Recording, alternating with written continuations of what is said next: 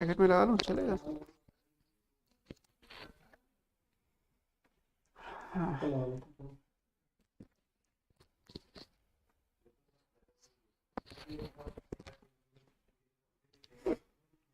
Light कुछ कम लग रही है।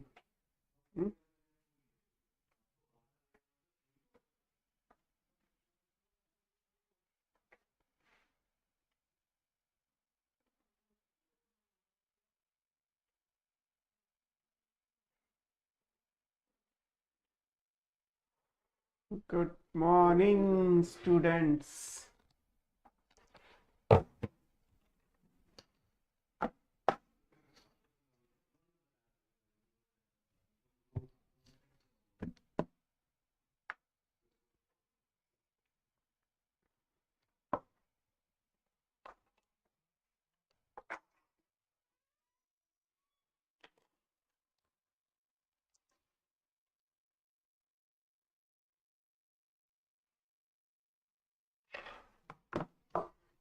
Good morning, good morning to all of you. कौन कौन आया अभी? संगीता कुमारी, श्लोक पांडे, सरफराज,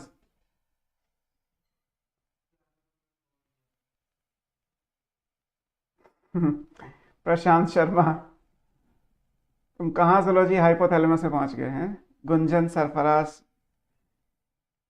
ब्यूटी, शहद, प्रशांत, छान्या, बरखा, कनिका, शोक, प्रवीण, विधि, तान्या, अंशिका, समीर, दीपांशु, शिवानी, अनिकेत, संध्या, हर्षिता, सुब्रो, अयाज।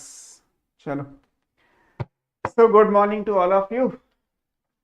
अब हम कंप्लीट करते हैं आज अपना चैप्टर। मैंने आपको आई थिंक ये करा दिया था, वेस्कुलर टिश्यू सिस्टम, है ना। गुड मॉर्निंग श्लोक, गुड मॉर्निंग मैनाज। कैसी चल रही है पढ़ाई आप लोगों की?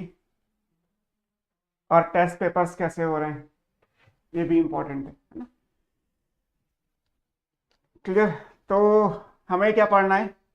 Anatomy of dicot and monocot plant, है ना। जल्दी से बताओ, इससे पहले का सारा कर लिया ना आपने? रिप्लाई करिए। हमने वेस्कुलर टिश्यू सिस्टम तक कर दिया था।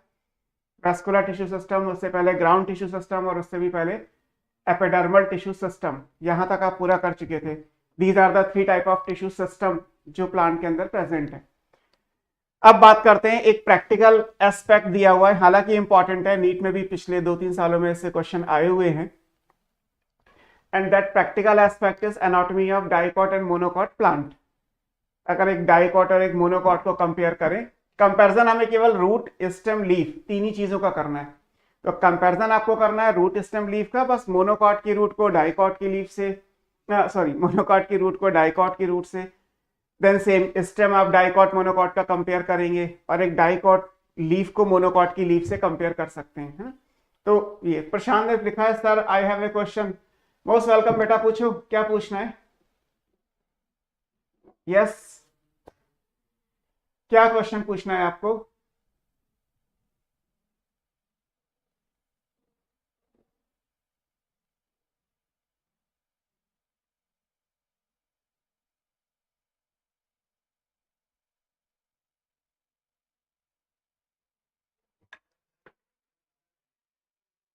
Conjunctive tissue. कंजक्टिव टिश्यू तो आपको पढ़ाया था मैंने। जब आप एक रूट बनाओगे, है ना। देखो मैं आपको इसी फिगर में दिखा देता हूं। ये तो है मोनोकॉट डाइकॉट की रूट का डायग्राम। ये अभी हम थोड़ी देर में पढ़ने वाले हैं। मैं यहाँ पे कलर चेंज करता हूं जो आपको दिखाई दे, लाइक दिस। तो ये तो हुआ जाइलम, जैसे यूजुअली हमने ड्राइंग में बनाए हैं उस तरीके के स्ट्रक्चर हैं ये डाइकॉट की है, राइट साइड में मोनोकॉट की रूट है। अब इसमें ये है फ्लोएम।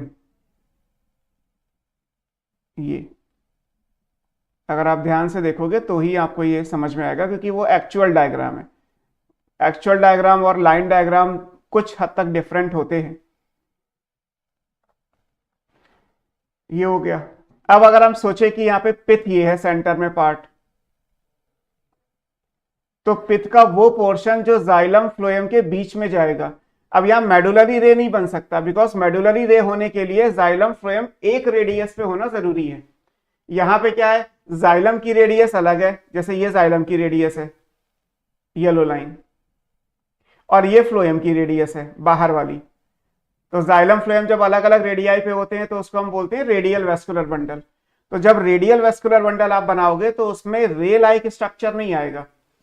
मेडुला से निकलने वाला जो भी एस्पेक्ट है, मेडुला से जब आप रे निकालोगे तो रे जैसा कुछ नहीं आएगा, बेसिकली वो टिश्यू के जैसा आएगा, फिलिंग टिश्यू के जैसा मान सकते हो। तो यहाँ पे ये जो भी सेल्स बची, ये तो जाइलम हो गए और ये 4 फ्लोएम हो गए। तो अगर हम मान लें कि ये पित्त का पार्ट है तो पित्त यहां से एक्सटेंड कर रहा है और यहां से करने के बाद इधर भी जा रहा है और इधर भी जा रहा है, ये ऐसे बनेगा जो मैंने डार्क येलो कर दिया है। तो इस टिश्यू को आप कंजक्टिव टिश्यू बोलते हैं। क्लियर? तो ये इंपॉर्टेंट हो गया।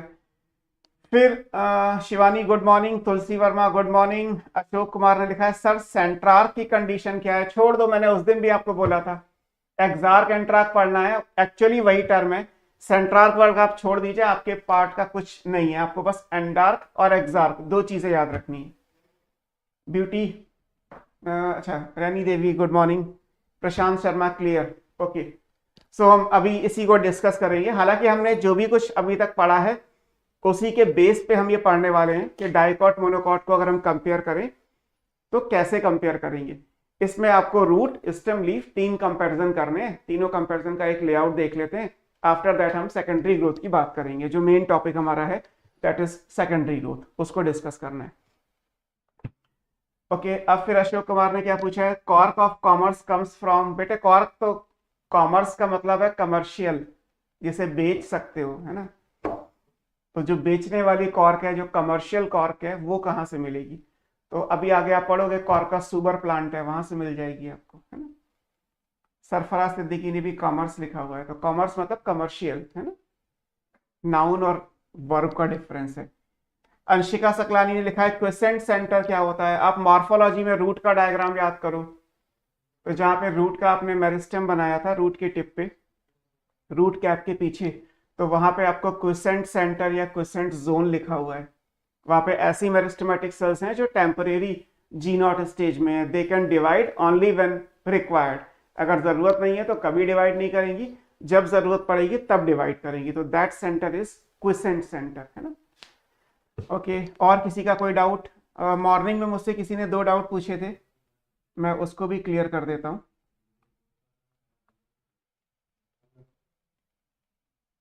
Late me check and after that, okay.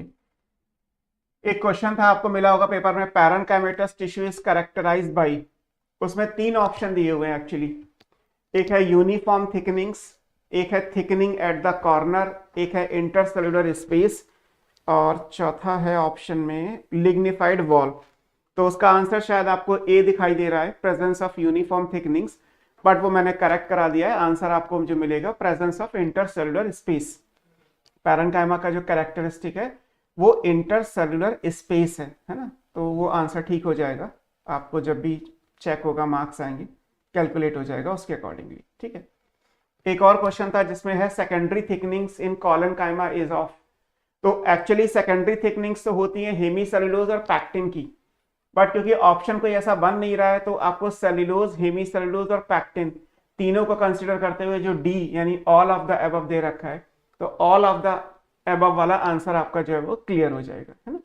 Hemicellulose और पैक्टिन की ही थिकनिंग्स होती हैं। जब भी आपसे कहा जाए कि सेकेंडरी सेल वॉल, क्योंकि सेकेंडरी वर्ड अगर लगा दोगे तो हेमीसेलुलोज और पैक्टिन आ जाएगा।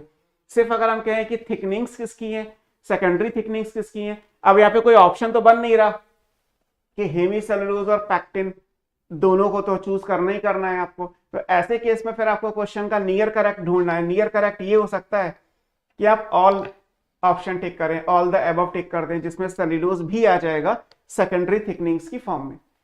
तो ये क्वेश्चन तो ठीक है, हालांकि जो पैरेन्काइमेटस टिश्यू वाला क्वेश्चन था उसको करेक्ट करा दिया जाएगा, उसका आंसर आपको अपडेटेड वाला मिल जाएगा। ओके, फिर क्या लिखा हुआ है? सरफराज सिद्दीकी ने लिखा है सर, चलो उससे पहले भी किसी ने कुछ लिखा था। अशोक ने लिखा है सर एक क्वेश्चन और, यस सर, मैंने पूछे थे, विधि ने पूछे थे क्वेश्चन। ये दोनों क्वेश्चन जो मैंने अभी डिस्कस किए वो विधि ने मुझसे मॉर्निंग में पूछा था व्हाट्सएप पे कि क्या सर इसका निकलेगा, तो मैंने वो दोनों इसीलिए क्लास में डिस्कस कर दिए बिकॉज वो सबके लिए इंपॉर्टेंट है, कॉमन क्वेश्चन है। ऐसे किसी भी क्वेश्चन में जहाँ पे आपको लगता है कि सर ने तो कुछ और पढ़ाया है, पहली चीज़ तो मैंने कुछ और पढ़ाया और बुक में कुछ और, या किसी भी तरीके से आंसर कुछ और है, चाहे वो केल्विन के ही पेपर में क्यों ना हो, या वो डीपीपी का हो कोई क्वेश्चन हो, या फिर वो किसी भी बुक का क्वेश्चन हो जो आप करते हैं यूजुअली, तो प्लीज़ उसको एक बार आप मुझसे कंफर्म कर लीजिएगा कि सर उसका आंसर क्या है, आपने ये कराया है और बुक्स में या डीपीपी या केल्विन के मॉड्यूल या केल्विन के टेस्ट पेपर में ये दिया हुआ है। तो एक श्योरिटी हो जाती है कि मुझे दोनों में से एक क्या रखना है, मुझे कोई कंफ्यूजन नहीं क्रिएट करना आने वाले टाइम के लिए। और दूसरी चीज़, जो मैंने पढ़ाया ही नहीं है आपको, जैसे भी सेंट्रार्क वाला क्वेश्चन, कई बार होता क्या है ना कि ऑप्शंस 4 बनाने होते हैं, तो एक्सार्क डाल दिया, एंडार्क डाल दिया, मीजार्क डाल दिया, सेंट्रार्क डाल दिया, डाल तो दिए, लेकिन एक्चुअली बाकी के 2 ऑप्शन आपके लिए रेलिवेंट नहीं है, आपके लिए वो रेलिवेंसी में नहीं आएंगे, आपके लिए वो इंपॉर्टेंट नहीं है। क्यों जबरदस्ती 2 लाइन और 2 एग्जाम्पल और याद करना जो आपसे पूछा ही नहीं जाएगा।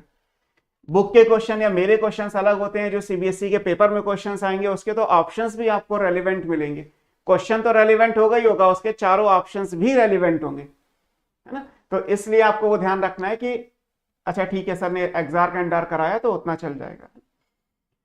फिर उसके बाद सरफराज ने पूछा सर आंसर की में थोड़े एरर होते हैं हर बार। हाँ हो सकते हैं, बिकॉज 2 उसके रीजन है। पहला तो ये कि एक प्रोसीजर है, लाइक टीचर पेपर बनाएगा, फिर उसको टाइपिस्ट टाइप करेगा, हालांकि वो टीचर से रिकन्फर्म कराता है उसको, फिर उसके बाद उसे अपलोड किया जाता है, तो समटाइम्स वो टेक्निकल या टाइपोलॉजिकल मिस्टेक्स होती हैं, है ना। वो तो आपको जो पब्लिश बुक है जिसको पूरा इंडिया में सेल किया जा रहा है उसमें भी क्वेश्चन गलत हो जाते हैं। तो आई एम नॉट कि मैं अपने आप को डिफेंस कर रहा हूँ कि पेपर में आंसर गलत कैसे हो गया, है ना, हो सकता है, it's a common error, but आपको काम आपका ये है कि अगर कोई ऐसा एरर है तो आपको उस एरर वाले क्वेश्चंस को पहले चेक करना है ना। आप ऐसे सोचो ना प्रैक्टिकली कि फिजिक्स के हर प्रॉब्लम को सॉल्व करके पहले आंसर निकाल लिया जाए उसके बाद डाला जाए, ऐसा होना तो चाहिए, बट कई बार ऐसा होता है कि नहीं होता। कई बार कैलकुलेट करने पता चलता है कि यार ये तो 2 आंसर ठीक हो रहे हैं, ये तो चारों में से कोई ठीक नहीं हो रहा, अब क्या करें, तो ठीक है उसको भी रिजॉल्व किया जाएगा, है ना। हमारे लिए पेपर हमें वीकली बनाना होता है, सीबीएसई पूरे साल में 1 पेपर बनाता है, तब भी उसमें एरर आती है ना। तो एरर के लिए हम वर्क करते हैं, लेकिन ये है कि कई बार हो जाती हैं, तो ऑल आना था। और बाकी इंपॉर्टेंट ये कि एरर अगर है तो आपको एरर को देखना है कि इस क्वेश्चन में डाउट है तो उस डाउट को सॉल्व कैसे करना है। ओके, और रैनी देवी ने लिखा है सर एक्चुअली एनसीईआरटी में तीनों ही कॉलन कॉमा की थिकनिंग्स में है। यस, तो एनसीईआरटी में क्योंकि hemicellulose, cellulose, pectin comma लगा के लिख दिया गया, तो सेकेंडरी सेल वॉल थिकनिंग्स में तीनों आ जाएंगी, तो उस एंगल से भी वो ठीक है। और अगर हम सेल वॉल के पॉइंट ऑफ व्यू से देखें तो सेल वॉल हमेशा जो सेकेंडरी बनती है वो अदर देन सेलुलोज ही है, सेलुलोज की सेकेंडरी सेल वॉल नहीं होती, सेलुलोज की प्राइमरी सेल वॉल होती है। अब अगर 2 चैप्टर एनसीईआरटी के लोगे तो एनसीईआरटी एक चैप्टर में दूसरे चैप्टर से कॉन्ट्राडिक्टरी हो जाएगा। तो ये भी चीजें आती हैं आगे कि एनसीईआरटी के किसी चैप्टर के हिसाब से कुछ और आंसर है, किसी के हिसाब से कुछ और आंसर है। पेपर में तो कुछ चैप्टर वाइज नहीं होता, पेपर में तो 90 क्वेश्चंस एक साथ होते हैं, इवन जू और बॉटनी भी अलग अलग नहीं होते, तो इसलिए मैंने बताया आपको कि ऑल आंसर आपका ठीक हो जाएगा, ठीक है। और अब इसके बाद आई थिंक बाकी सारी चीजें हो गई। Yes, clear. शिवानी जैन ने लिखा है सर या तो ग्रुप बना दो। It's a big question mark बेटा, बिकॉज ग्रुप बनाना मुझे आता भी नहीं है और मैं बना भी नहीं सकता, ये आप लोगों को ही करना होगा, आप में से जिसके पास जिसके कांटेक्ट नंबर है, बिकॉज मेरे से ज्यादा इंटरेक्शन आपका आप लोगों के साथ होना चाहिए, है ना। तो आप लोग बना लीजिए, मुझे ऐड कर लीजिए, डिस्कस कर लेंगे कुछ अगर ऐसा हुआ तो।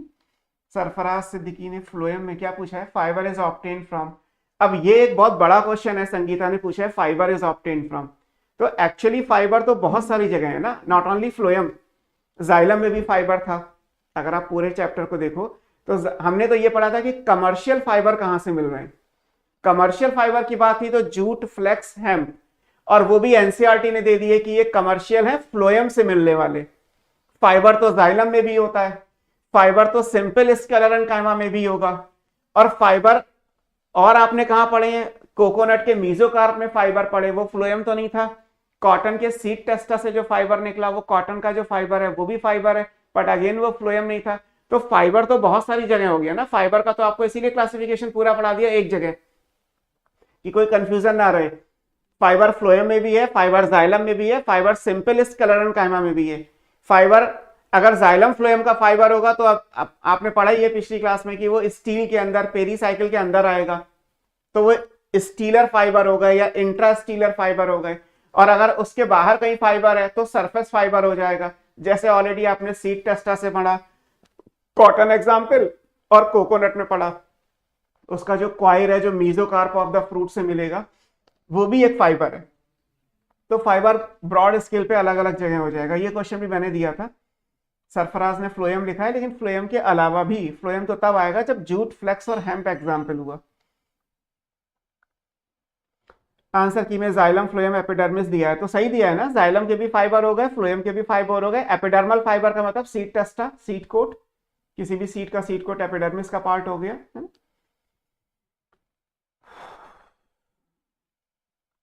सर कमर्शियल वाला बताया है मैंने, okay. Xylem, phloem, sclerenchyma Sangeeta ने लिखा है सर, टेस्ट में ये था क्वेश्चन, ठीक है।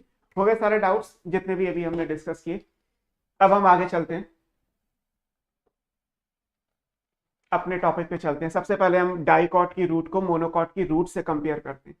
ये तो एनसीईआरटी का डायग्राम है।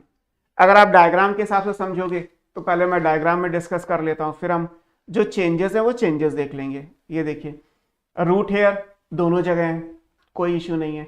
एपिडर्मिस दोनों जगह है, एपिडर्मिस के बारे में भी पढ़ चुके हैं, रूट हेयर के बारे में भी पढ़ चुके हैं। कॉर्टेक्स दोनों जगह है, पढ़ चुके हैं आप, है ना। रूट हेयर आपने सिंगल सेल के एपिडर्मल टिश्यू सिस्टम में मॉडिफिकेशन में पढ़ा था। रूट हेयर का काम वाटर एब्जॉर्प्शन है। एपिडर्मिस आपने दोनों जगह पढ़ी है। Epidermis single layered parenchymatous compactly arrange without intercellular space, outer most protective, ये सब एपिडर्मिस के डिस्क्रिप्शन में था। और एपिडर्मिस अगर रूट की है तो उस पर क्यूटिकल नहीं होती, तो ये सारी बातें आप इन दोनों फिगर में कॉमन देख सकते हैं। फिर आपने कॉर्टेक्स पढ़ा था, आना तो सीरीज में हाइपोडर्मिस चाहिए था, बट पढ़ाया था कि हाइपोडर्मिस रूट या लीफ में नहीं होती, हाइपोडर्मिस केवल स्टेम में होती है। तो अब क्या आएगा, कॉर्टेक्स। कॉर्टेक्स क्या पढ़ाया था, लूजली अरेंज पैरेन्काइमेटस, पैरेन्काइमा है तो फूड स्टोरेज करेगा, तो दोनों जगह आप कॉर्टेक्स देख सकते हैं। फिर आपको दोनों जगह एंडोडर्मिस पढ़ाई है। एंडोडर्मिस में क्या पढ़ाया था, इनर मोस्ट कॉर्टिकल लेयर है, रूट की एंडोडर्मिस पे कैस्पेरियन स्ट्रिप प्रेजेंट होगी। हालांकि प्रोटोजाइलम के सामने जो सेल आती हैं जिन्हें पैसेज सेल कहते हैं, उन पे सुबेरिन का डिपोजिशन नहीं है, और ये सब वाटर एब्जॉर्प्शन को कंट्रोल मैनर में होने के लिए किया गया। तो एंडोडर्मिस इस पे लिखा तो नहीं है, बट मैंने जो बोला वो एंडोडर्मिस का डिस्क्रिप्शन है, जो आप पिछली क्लास में ऑलरेडी कंप्लीट कर चुके हैं। तो सिर्फ एक रिकॉल कर रहे हैं, एक रैपिड रिवीजन ले रहे हैं, सो दैट आपको पीछे के टिश्यू सिस्टम याद आ जाए। फिर आपने दोनों ही जगह पेरीसाइकिल पढ़ा है दोनों जगह। पेरीसाइकिल क्या बताया था, ये स्टील को सराउंड करने वाली लेयर है, यहां से प्लांट के एक्सेस का सेंट्रल सिलेंडर या प्राइमरी वेस्कुलर सिलेंडर स्टार्ट हो जाता है। और पेरीसाइकिल पैरेन्काइमा की है तो फूड स्टोरेज, स्क्लेरेन्काइमा की है तो मैकेनिकल स्ट्रेंथ, हालांकि मोस्टली पैरेन्काइमेटस ही होती है। फिर अंदर आएगा पूरा अरेंजमेंट, जाइलम और फ्लोएम, क्योंकि हम रूट पढ़ रहे हैं तो जाइलम फ्लोएम कैसे होंगे, रेडियल वेस्कुलर बंडल की फॉर्म में होंगे। जाइलम कैसा होगा, रूट का जाइलम आपने पढ़ा था एक्सार्क होता है, जिसमें प्रोटोजाइलम पेरिफेरी पे होगा, मेटाजाइलम सेंटर पे होगा। तो आप यहां देख सकते हैं कि पहले तो जाइलम की बात कर ले तो ये जाइलम बना हुआ है, मैंने डार्क रेड कर दिया, तो प्रोटोजाइलम जो है वो बाहर है, मेटाजाइलम सेंटर में। यहाँ तो ऑलरेडी रेड से ही बना हुआ है, यहाँ देख सकते हो कि मेटाजाइलम सेंटर में जा रहा है, प्रोटोजाइलम पेरिफेरी पे जा रहा है। और जितने जाइलम होंगे उतने ही फ्लोएम आएंगे, ये सब फ्लोएम हो गए, क्योंकि जाइलम के बीच बीच में फ्लोएम आएगा। तो जाइलम फ्लोएम अलग अलग रेडियस पे, तो इसका मतलब ये कैसा हो गया, रेडियल वेस्कुलर बंडल हो गया। डाइकॉट में भी है, मोनोकॉट में भी, इसमें भी कोई डिफरेंस नहीं हुआ। सेंटर में पिथ आएगी, पिथ यहां भी प्रेजेंट है, पिथ यहां भी प्रेजेंट है। फ्लोएम दोनों जगह प्रेजेंट हो गया, प्रोटोजाइलम मेटाजाइलम दोनों जगह हो गए। तो अगर आप देखो तो डाइकॉट की रूट और मोनोकॉट की रूट में आपको अपेरेंटली कोई डिफरेंस नहीं नजर आ रहा, दोनों की रूट की एनाटॉमी एक जैसी है ना, लेकिन फिर भी डिफरेंसेस हैं। क्या डिफरेंस नजर आएगा इसमें आपको, मैं आपको यहां दिखाता हूं। ये लिखा है एपिडर्मिस या एपीब्लेमा, ये दोनों जगह हो गई। कॉर्टेक्स दोनों जगह हो गया। एंडोडर्मिस दोनों जगह हो गई।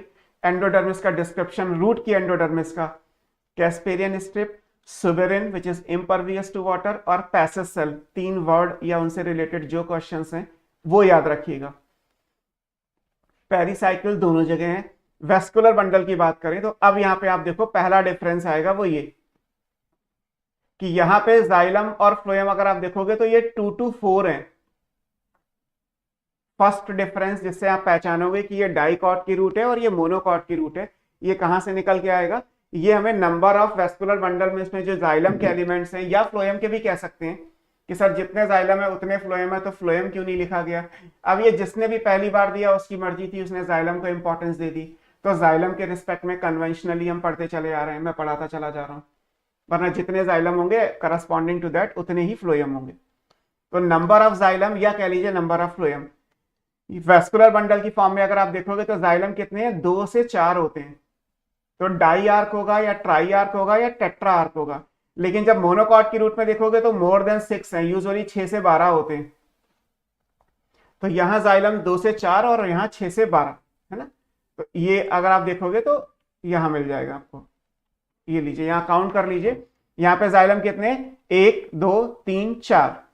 मैंने भी जब भी बनाया रेडियल को 4 में दिखाया बिकॉज मोस्टली 4 होते हैं, है ना। तो ये टेट्रा आर्क कंडीशन हो गई। यहां देखोगे तो कितने?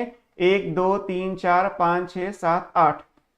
तो ये पॉली आर्क कंडीशन हो गई। तो नंबर ऑफ जाइलम से हम रिकॉग्नाइज कर सकते हैं कि ये डाइकॉट की रूट है और ये मोनोकॉट की रूट है। डाइकॉट की रूट और मोनोकॉट की रूट में जो पहला डिफरेंस आएगा that is the number of xylem element corresponding to that number of phloem भी कह सकते हैं, बट फिर भी बुक या क्वेश्चन में आपको जाइलम के रिस्पेक्ट में दिया होगा। दूसरा डिफरेंस क्या आएगा? पिथ की अगर हम बात करें, पिथ प्रेजेंट तो यहां भी है और यहां भी है, लेकिन जब आप जाइलम ज्यादा बनाओगे तो सेंटर में आपको पिथ क्लियर नजर आएगी। जैसे ये यहां पे पिथ आपको बड़ा सा नजर आएगा, डार्क नजर आएगा, जबकि अगर आप ये वाला ये जो सेक्शन है ये आपको बड़ा सा नजर आएगा, लार्ज है, बिल्कुल अलग से दिखाई देगा। फोन पे भी तो चलेगा सर, चलिए तो कनेक्ट उसी से ही है। चेक करो चल रहा है प्रोटोकॉल, ये जियो वाला चल रहा है। चल गया सर, चल गया, चलो जियो वाला। इसको क्या करूं? स्लाइड कहाँ गई हमारी?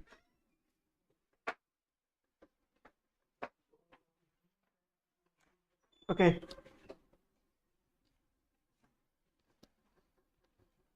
इनकन्वीनियंस कॉजेस डीपली रिग्रेटेड, है ना। सो हम बात कर रहे थे डाइकॉट मोनोकॉट के रूट में डिफरेंशिएट कैसे करेंगे। तो डिफरेंशिएट करने में पहली चीज आएगी नंबर ऑफ जाइलम, आप चाहे तो नंबर ऑफ फ्लोएम भी लिख सकते हैं, और कितना है वो याद रखना है। डाइकॉट में 2 to 4 है, बट इसमें से भी कभी चूज करना हो तो आप जैसा डायग्राम में भी देख रहे हो 4 बनाया गया है। तो बहुत सारी बुक में लिखा होता है यूजुअली टेट्रा आर्क, कि डाइकॉट की रूट में 4 वेस्कुलर बंडल मतलब 4 जाइलम और 4 फ्लोएम आएंगे। ऑल्टरनेटिव बनाओगे डायग्राम के हिसाब से। जब आप नंबर कम करोगे तो पिथ आपको क्लियर नहीं दिखाई देगी, जबकि मोनोकॉट में क्योंकि नंबर 6 से 12 है, पॉली आर्क कंडीशन है, तो सेंटर वाला सर्किल बहुत क्लियर नजर आएगा। तो पिथ लार्ज और डेवलप्ड कंसिडर कर ली जाती है। तो इसलिए यहाँ पे 2 डिफरेंस हमारे लिए इंपॉर्टेंट है। पहला है वेस्कुलर बंडल 2 to 4, 6 to 12, और दूसरा है नेचर ऑफ पिथ, है ना। दूसरा आपको जो ध्यान में रखना है वो ये, पिथ जो है वो स्मॉल और इनकॉन्स्पिशियस है, यहाँ लार्ज और वेल डेवलप्ड है ना। ये ऑलरेडी क्वेश्चन नीट का ही है, शायद 2018 का ही क्वेश्चन है कि वेल डेवलप्ड पिथ कहाँ होती है। तो अभी आपने एक पढ़ लिया, दैट इज मोनोकॉट रूट। यहाँ पे आपको लार्ज और वेल डेवलप्ड पिथ नजर आएगी।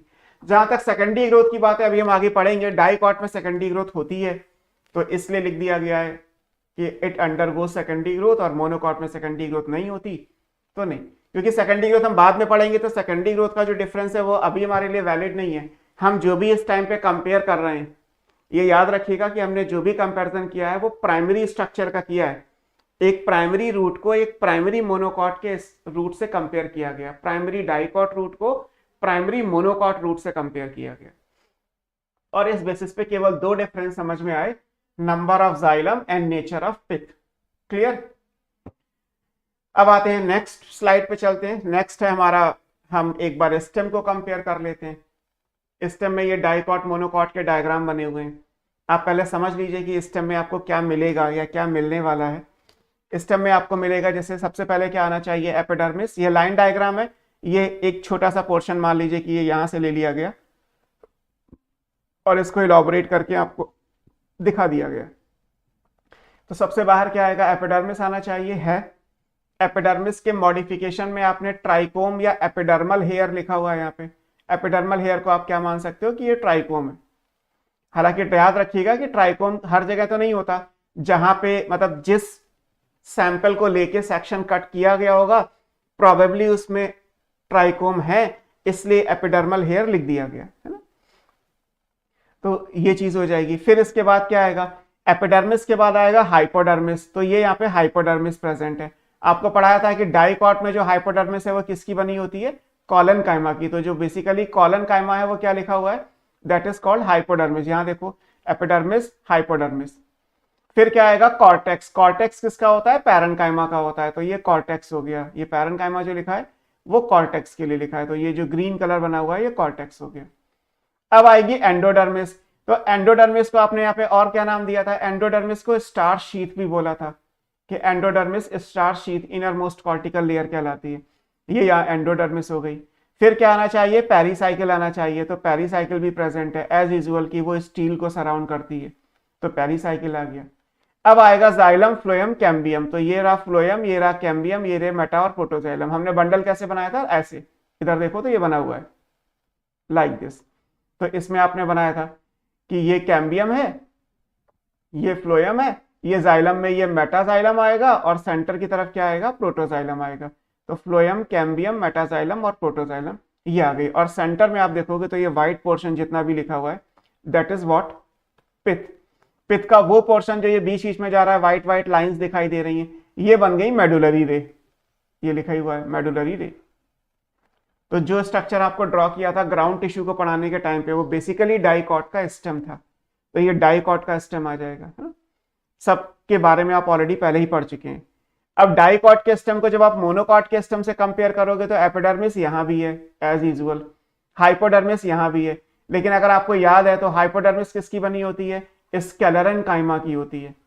मोनोकॉट के स्टेम में हाइपोडर्मिस किसकी होती है, स्केलेरन काइमा की। तो पहला डिफरेंस जो आएगा वो क्या है, स्केलेरन काइमेटस हाइपोडर्मिस।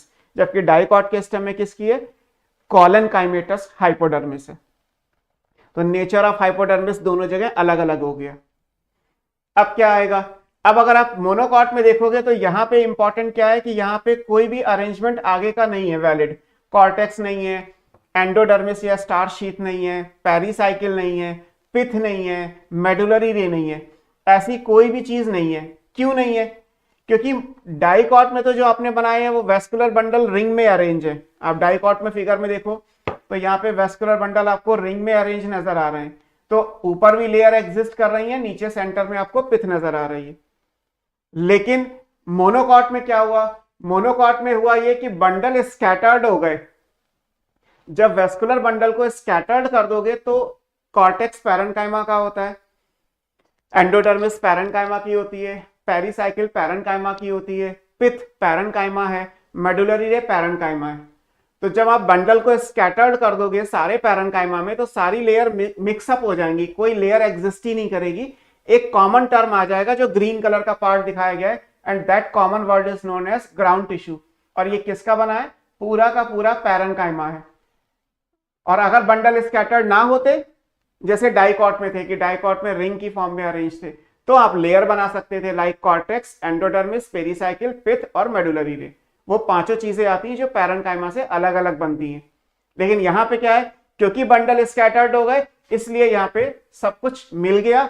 मिलने के बाद एक कॉमन वर्ड आ गया, उस वर्ड को हमने नाम दे दिया, that is known as parenchyma. तो हमें पैरेन्काइमा के हिसाब से ध्यान में रखना है। ये बात हो गई।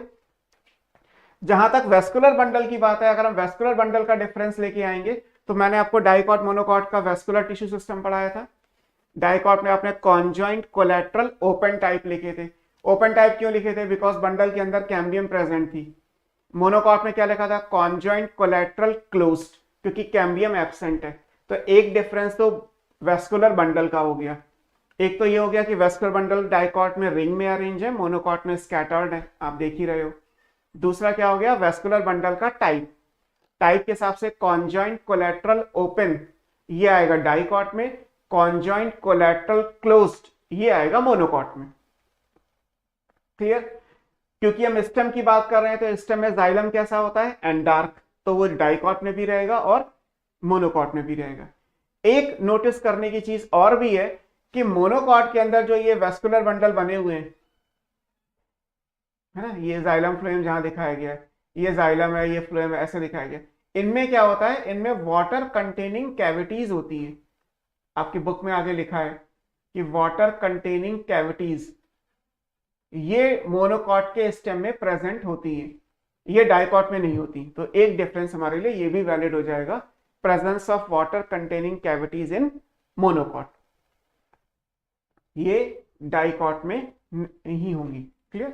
अब आप चाहें तो अपने टेबल की फॉर्म में एपिडर्मिस अलोंग विद ट्राइकोम या एपिडर्मल हेयर, आप जो मानना चाहें, यहां भी है यहां भी है। ठीक, हाइपोडर्मिस प्रेजेंट तो दोनों जगह है, लेकिन एक डिफरेंस आ गया कि डाइकॉट में हाइपोडर्मिस कॉलन काइमा की है, मोनोकॉट में हाइपोडर्मिस स्क्लेरन काइमा की है। मैं आपको सब कुछ पहले पढ़ा चुका हूं। अगेन आई एम सेइंग, मैंने इसी तरीके से पहले पढ़ाया था कि आपको ये कंपैरिजन इजीली समझ में आ जाए। एक्चुअली बुक में डिस्क्रिप्शन यहां दिया है ग्राउंड टिश्यू का, जबकि हमने पहले ही पढ़ लिया था। कॉर्टेक्स या कॉर्टिकल लेयर यहां भी है। अब यहां पे ऐसी कोई भी चीज नहीं आ रही, कॉर्टेक्स है यहाँ पे, एंडोडर्मिस या स्टार शीट है यहाँ पे, पेरीसाइकिल है। पेरीसाइकिल में खास चीज क्या है, ध्यान में रखने की बात आ गई अब, semi lunar patches. Semi lunar का मतलब क्या है, ये आपको आधा चंद्रमा, अर्ध चंद्रमा, ल्यूनर फॉर मून, और सेमी ल्यूनर लाइक दिस। क्योंकि वेस्कुलर बंडल आप जब बना रहे हैं तो ऐसे बना रहे हैं, तो अगर वेस्कुलर बंडल ऐसे बनाओगे तो पेरीसाइकिल कैसे होगी, इस तरीके से, ऐसे, क्योंकि एक वेस्कुलर बंडल यहां भी आएगा, है ना। अगर आपको ध्यान रख देखना है तो आप पीछे ये रहा डायग्राम, यहां देखिए, तो यहां जो पेरीसाइकिल है वो ये ग्रीन वाली जो लाइन, डबल लाइन दिखाई है ना, ये डार्क कर दे रहा हूं, ये, फिर ये आधे चंद्रमा के जैसी है, फिर ये, तो ये सेमी ल्यूनर पैचेस की फॉर्म में प्रेजेंट होगी, है ना। ये सब पेरीसाइकिल है, हाफ मून लाइक। तो ये लाइन बुक में दे रखी है, तो इस लाइन का एक अपना सिग्निफिकेंस है, जो एनसीईआरटी में दे रखा है उसका तो सिग्निफिकेंस आएगा ही आएगा, है ना। तो ये पेरीसाइकिल की बात भी यहाँ प्रेजेंट हो गई, है ना। मोनोकॉट के स्टेम में कॉर्टिकल, एंडोडर्मिस, पेरीसाइकिल ऐसा कुछ नहीं है। आगे चलेंगे तो पिथ यहाँ प्रेजेंट है, मेडुलरी रे यहाँ प्रेजेंट है। तो डाइकॉट के अंदर एक्चुअली अगर आप देखोगे तो कॉर्टेक्स भी है, फिर उसके बाद एंडोडर्मिस भी है,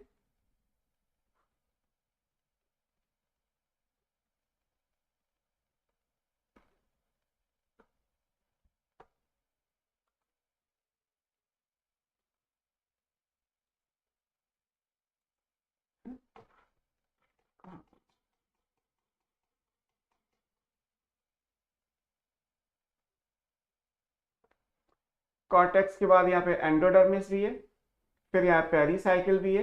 पेरीसाइकिल सेमी ल्यूनर पैचेस की फॉर्म में है, पिथ भी है और मेडुलरी रे भी है। ये सब पैरेन्काइमा का होता है। मोनोकॉट में क्या हो जाएगा, इस सब की जगह एक ही नाम आ जाएगा, that is called ground tissue. और इसके होने का रीजन क्या है, इसके होने का रीजन ये है कि यहां तो वेस्कुलर बंडल रिंग में अरेंज थे, जो डिफरेंस आ गया, जबकि यहां पे वेस्कुलर बंडल स्कैटर्ड हो गए, बिखर गए। जब वो स्कैटर्ड हो जाएंगे तो फिर ये सारी लेयर मिलके क्या बना देंगी, ग्राउंड टिश्यू बना देंगी। तो इसलिए हमने पीछे वाली स्लाइड में लिखा हुआ है कि वो ग्राउंड टिश्यू की फॉर्म में प्रेजेंट होंगे। फिर बंडल कैसे होते हैं, बंडल यहाँ पे कॉन्जॉइंट है, कोलैटरल है, ओपन टाइप के हैं क्योंकि कैम्बियम प्रेजेंट है। यहाँ पे क्या है, कॉन्जॉइंट है, कोलैटरल है, लेकिन क्लोज टाइप के हैं क्योंकि कैम्बियम एब्सेंट है। एक ये डिफरेंस हो गया कि कैम्बियम की प्रेजेंस और एब्सेंस के बेस पे कर सकते हैं। एंडार्क जाइलम यहाँ भी है, एंडार्क जाइलम यहाँ पे भी है, वो तो वैसे भी स्टेम में होता है, स्टेम का जाइलम एंडार्क होता है, रूट का जाइलम एक्सार्क होता है, तो इस बेस पे तो कोई डिफरेंस आएगा नहीं। वाटर कंटेनिंग कैविटीज प्रेजेंट होती हैं विद इन वेस्कुलर बंडल, अभी मैंने आपको बताया, ये इंपॉर्टेंट है। ये अगेन नीट का एक क्वेश्चन है। इस डायग्राम को अगर आप देखोगे, ये तो इस डायग्राम में देखोगे तो क्या है, जो बड़े बड़े वेस्कुलर बंडल है लाइक दिस, ये आपको सेंटर में दिखाई दे रहे हैं, और जो स्मॉल वेस्कुलर बंडल है वो आपको पेरिफेरी पे नजर आ रहे हैं, पेरिफेरल। तो ये लाइन अपने आप में वैलिड हो गई कि मोनोकॉट के स्टेम में जो लार्जर वेस्कुलर बंडल है those are central, occupy the central position. जो स्मॉलर वेस्कुलर बंडल है they are at periphery, they occupy the peripheral position. तो ये एक इंपॉर्टेंट चीज है जो नोटिस करने का है फिगर में, कि मोनोकॉट के स्टेम में जो बड़े बड़े वेस्कुलर बंडल है वो सेंटर में आएंगे, और जो छोटे छोटे वेस्कुलर बंडल्स हैं वो पेरिफेरी यानी बाउंड्री पे नजर आएंगे। तो मोनोकॉट के स्टेम को पहचानने का सबसे आसान तरीका क्या है, अरेंजमेंट ऑफ वेस्कुलर बंडल, क्योंकि वो सबसे इजी है। अगर रिंग में अरेंज है तो डाइकॉट स्टेम होगा, अगर स्कैटर्ड है तो मोनोकॉट स्टेम होगा। हालांकि डिफरेंसेस हाइपोडर्मिस का भी है, डिफरेंसेस बंडल के टाइप का भी है, that is open versus closed, presence of water containing cavities ये भी इंपॉर्टेंट है। और बंडल डाइकॉट में सारे एक जैसे हैं, सब एक ही साइज के हैं, जबकि मोनोकॉट में पेरिफेरल वाले स्मॉलर है और सेंट्रल वाले जो है वो बड़े हैं। तो एक ये डिफरेंस आ जाएगा कि पेरिफेरल वाले जो है वो स्मॉल है, सेंट्रली लोकेटेड जो है वो कंपैरेटिवली लार्ज होंगे। तो ये डाइकॉट मोनोकॉट के स्टेम का डिफरेंस आ जाएगा, है ना। अब इसके बाद आएगा डाइकॉट मोनोकॉट की लीफ का डिफरेंस क्या है। थर्ड, ये दोनों की लीफ समझ लीजिए। लीफ में आपको क्या पढ़ाया था, टिश्यू सिस्टम तो तीनों ही आएंगे, एपिडर्मल भी होगा, वेस्कुलर भी होगा, ग्राउंड टिश्यू भी होगा। एपिडर्मल में आपको एपिडर्मिस में क्या पढ़ाया था, लीफ में दो एपिडर्मिस होती हैं, वन इज कॉल्ड एडेक्सियल जो हम यूजुअली अपर वाली मानते हैं, एक एबैक्सियल है जो लोअर एपिडर्मिस है। यहां भी दो है, यहां भी एडेक्सियल है मोनोकॉट में और एबैक्सियल है ये। तो दो एपिडर्मिस क्योंकि वो लीफ में होती हैं, तो डाइकॉट की हो मोनोकॉट की हो मैटर नहीं करता। अच्छा ये भी चीज इंपॉर्टेंट है, डाइकॉट की लीफ को डॉर्सी वेंट्रल लीफ कहते हैं, मोनोकॉट की लीफ को आइसोबाइलेटरल लीफ कहते हैं। जो भी ये डॉर्सी वेंट्रल या आइसोबाइलेटरल लिखा हुआ है ये मॉर्फोलॉजिकल टर्म है, हम लीफ को देखने से ही पता कर लेते हैं कि वो डॉर्सी वेंट्रल लीफ है या आइसोबाइलेटरल है, मैं पता कर लूंगा। मेरे हिसाब से बहुत कम सिचुएशन में मैं गलत होऊंगा कि अपर सरफेस क्या है लोअर सरफेस क्या है, बट आपके हिसाब से गलत जल्दी हो जाएगा। तो एक्चुअली डॉर्सल और वेंट्रल सरफेस को रिकॉग्नाइज करने का तरीका उनकी एनाटॉमी में होता है। जब आप लीफ को कट करके स्टेन करके माइक्रोस्कोप से देखोगे, जब आप लीफ के एनाटॉमी पे जाओगे तब आपको समझ में आएगा कि डॉर्सल साइड क्या है और वेंट्रल साइड क्या है। आपको अपनी बॉडी के बारे में पता है तो आपको पता है कि ठीक है हमारा वर्टिब्रल कॉलम डॉर्सल साइड पे होता है, बट एक अर्थवर्म के जैसा कोई एनिमल हो जो नियरली स्फेरिकल है, चारों तरफ से एक जैसा है, तो अर्थवर्म को देख के आप कैसे पता करोगे कि उसकी डॉर्सल सरफेस कौन सी है और वेंट्रल कौन सी है, अनटिल अनलेस जब तक आप अर्थवर्म का सेक्शन कट करके उसकी एनाटॉमी पे ना जाओ। बाहर से देख के पता कर सकते हो, जो चीज फ्लैट है तो शायद आपने पढ़ी हुई है, तो कॉकरोच को देख के पता कर लोगे कि डॉर्सल क्या है वेंट्रल क्या है, लेकिन I am talking about earthworm, आप कैसे पता करोगे कि डॉर्सल क्या है वेंट्रल क्या है। एक हाइड्रा है तो डॉर्सल वेंट्रल कैसे पता चलेगा, एक स्पॉन्ज है तो सरफेस तो सब में होती है लेकिन पता कैसे चलेगा। सबसे अच्छा एग्जांपल अर्थवर्म है, बिकॉज उसको तो स्फेरिकल है, चपटा तो है ही नहीं, कैसे समझ में आएगा। तो डॉर्सल वेंट्रल को रिकॉग्नाइज करने के लिए डेफिनेटली आपको इंटरनल स्टडी पे जाना पड़ेगा। यहां भी सेम है कि डॉर्सल और वेंट्रल को रिकॉग्नाइज कैसे करेंगे, ये इनकी एनाटॉमी में आता है। एनाटॉमी में कहां पे आएगा उसकी अगर हम बात करेंगे तो वो मिलेगा हमें ग्राउंड टिश्यू से। पहली चीज हम क्या पढ़ रहे थे, एपिडर्मल, तो रूट लीफ की एपिडर्मिस दोनों जगह कैसी है, दो है, upper is adaxial, lower abaxial. Leaf के एपिडर्मिस के लिए आपने पढ़ा था कि लीफ के एपिडर्मिस के ऊपर क्यूटिकल की लेयर प्रेजेंट होती है, यहां भी दिखाई गई है, ये जो ऊपर ग्रीन कलर की लेयर है ना, this is called cuticle. Cuticle का काम था कि ये वैक्सी मटेरियल है, तो ये ट्रांसपिरेशन या ट्रांसपिरेशन की जगह इवोपोरेशन में वाटर लॉस को मिनिमाइज करने के लिए क्यूटिकल की प्रेजेंस इंपॉर्टेंट थी, तो ये क्यूटिकल वर्ड आ गया। फिर क्या आपने पढ़ा था, लीफ की एपिडर्मिस में जो मॉडिफिकेशंस आएंगे वो है स्टोमेटा। स्टोमेटा देखोगे तो यहां भी प्रेजेंट है, स्टोमेटा यहां भी प्रेजेंट है, और ये भी स्टोमेटा ही है।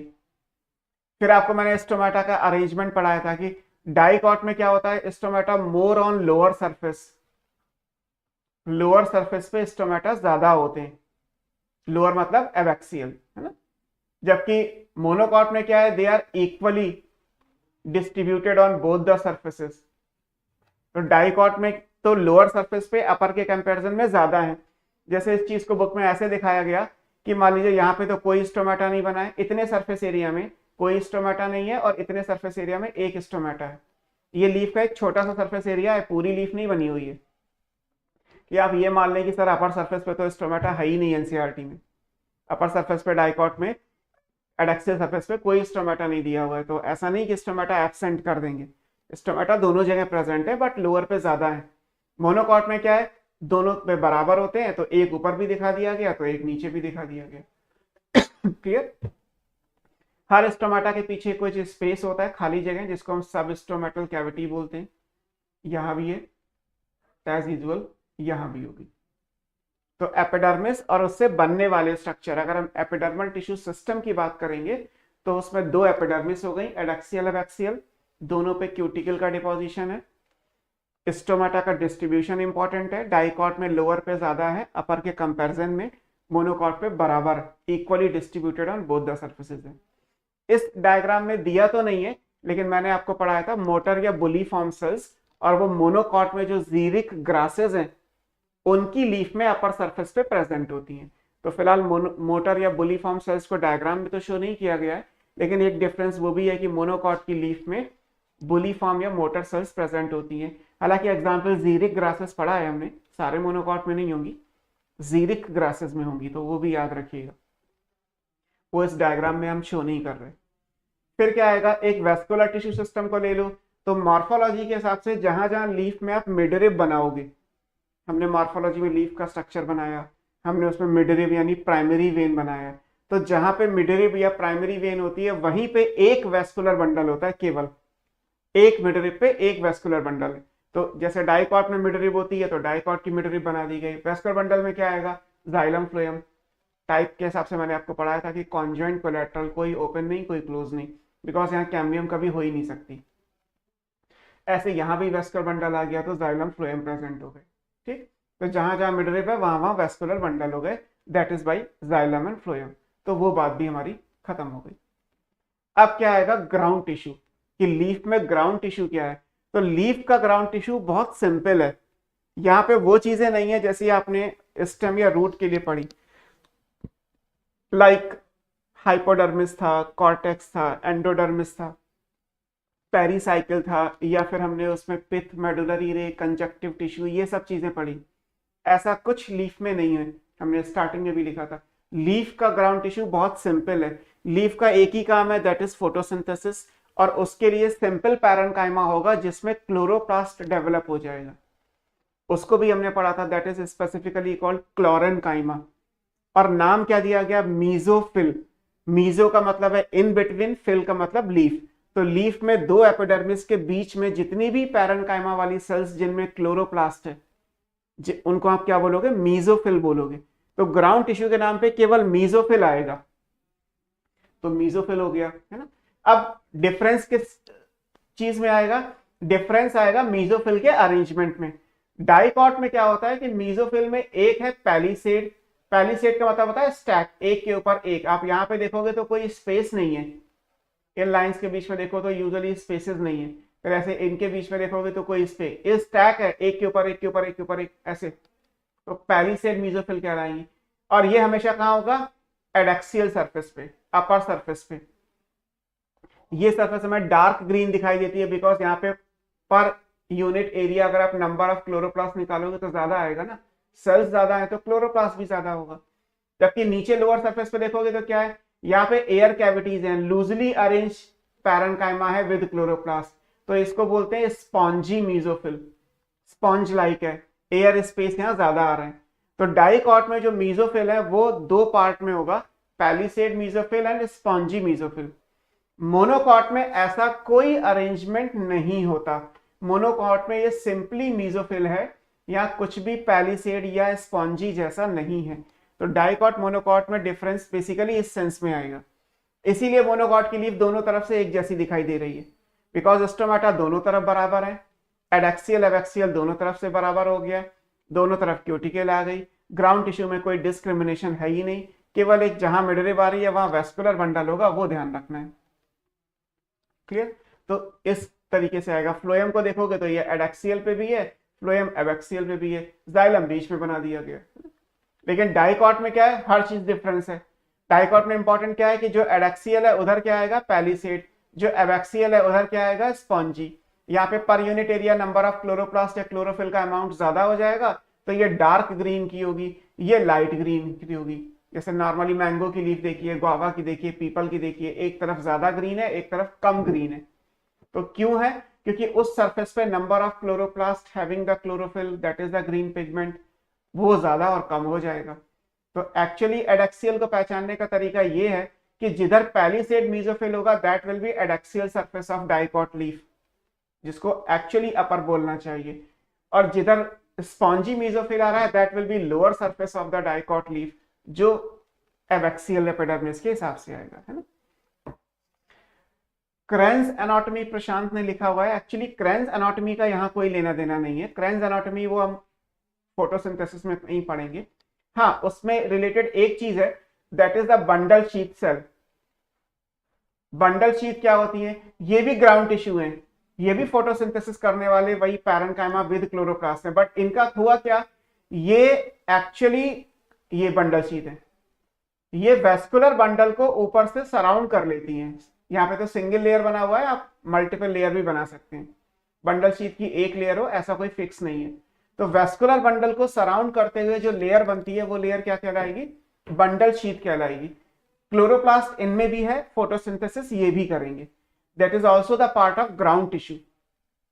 ये वेस्कुलर बंडल को सराउंड कर रही है, तो इसका मतलब ये नहीं कि ये वेस्कुलर टिश्यू सिस्टम में चला जाएगा। तो बंडल शीथ सेल्स डाइकॉट में है, या मोनोकॉट में नहीं बनाई है। अगेन कंट्राडिक्टरी, क्योंकि बंडल शीथ का रोल आता है, आप पास आउट के हो तो इसलिए मैं आपके साथ ये डिस्कस कर रहा हूँ। 11th के बच्चों को तो आगे का पता नहीं है। आपने फोटोसिंथेसिस में C4 साइकिल पढ़ा है, एनसीईआरटी में दी है, प्रशांत ने जो पूछा है क्रेन्स एनाटॉमी वाला केस, और वहां लिखा है कि C4 प्लांट मोस्टली मोनोकॉट होते हैं। और C4 का मतलब क्या है? C4 का मतलब ये है कि जिनमें बंडल शीथ सेल्स प्रेजेंट होती हैं अराउंड द वेस्कुलर बंडल, वो एक रिथ या क्राउन या हैलो लाइक स्ट्रक्चर बनाती है, जिसको क्रेन्स बोला गया। तो क्रेन्स का मतलब है एक रिंग के जैसा स्ट्रक्चर आना। रिंग किसकी बन रही है? बंडल शीथ की बन रही है। वहां एग्जाम्पल क्या लिखा है?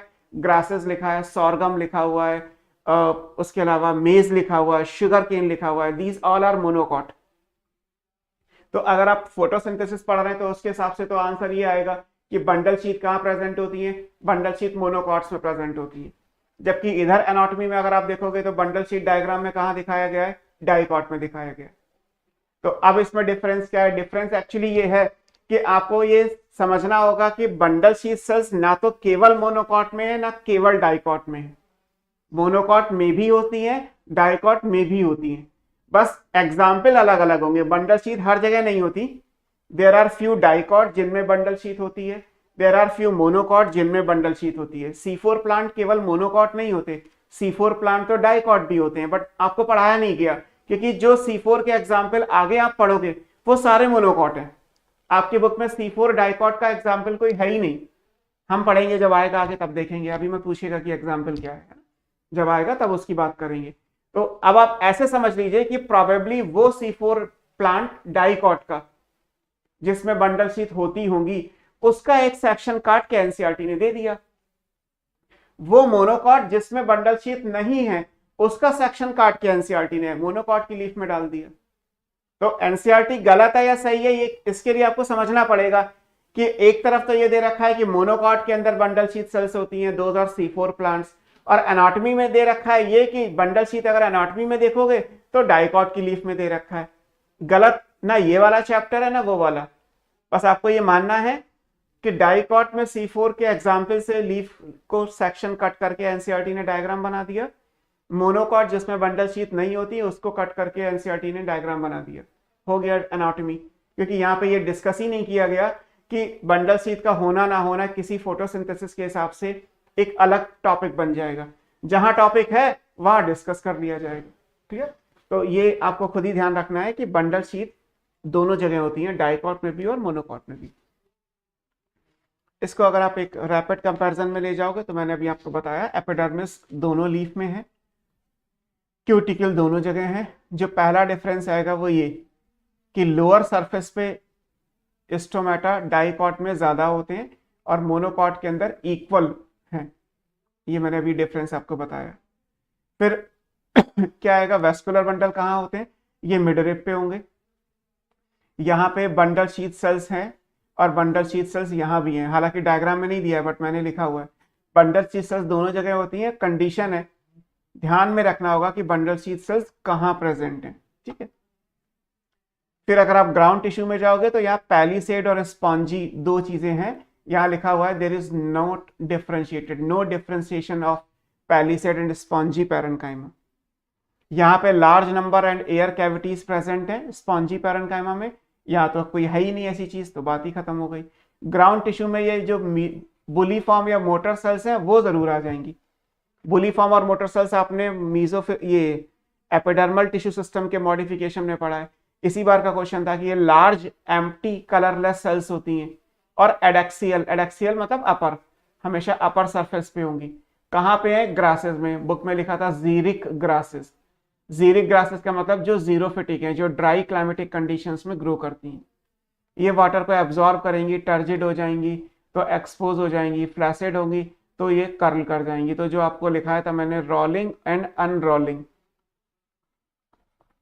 लीफ अगर रोल कर रही है और अनरोल कर रही है तो उसके लिए जो रिस्पॉन्सिबिलिटी है वो किसकी आएगी, वो बुलीफॉर्म या मोटर सेल्स की आएगी। तो ये आपको मोनोकॉट यानी मोनोकॉट में जीरिक ग्रासेस जो लीव्स हैं उनमें समझना है, उनमें याद रखना है।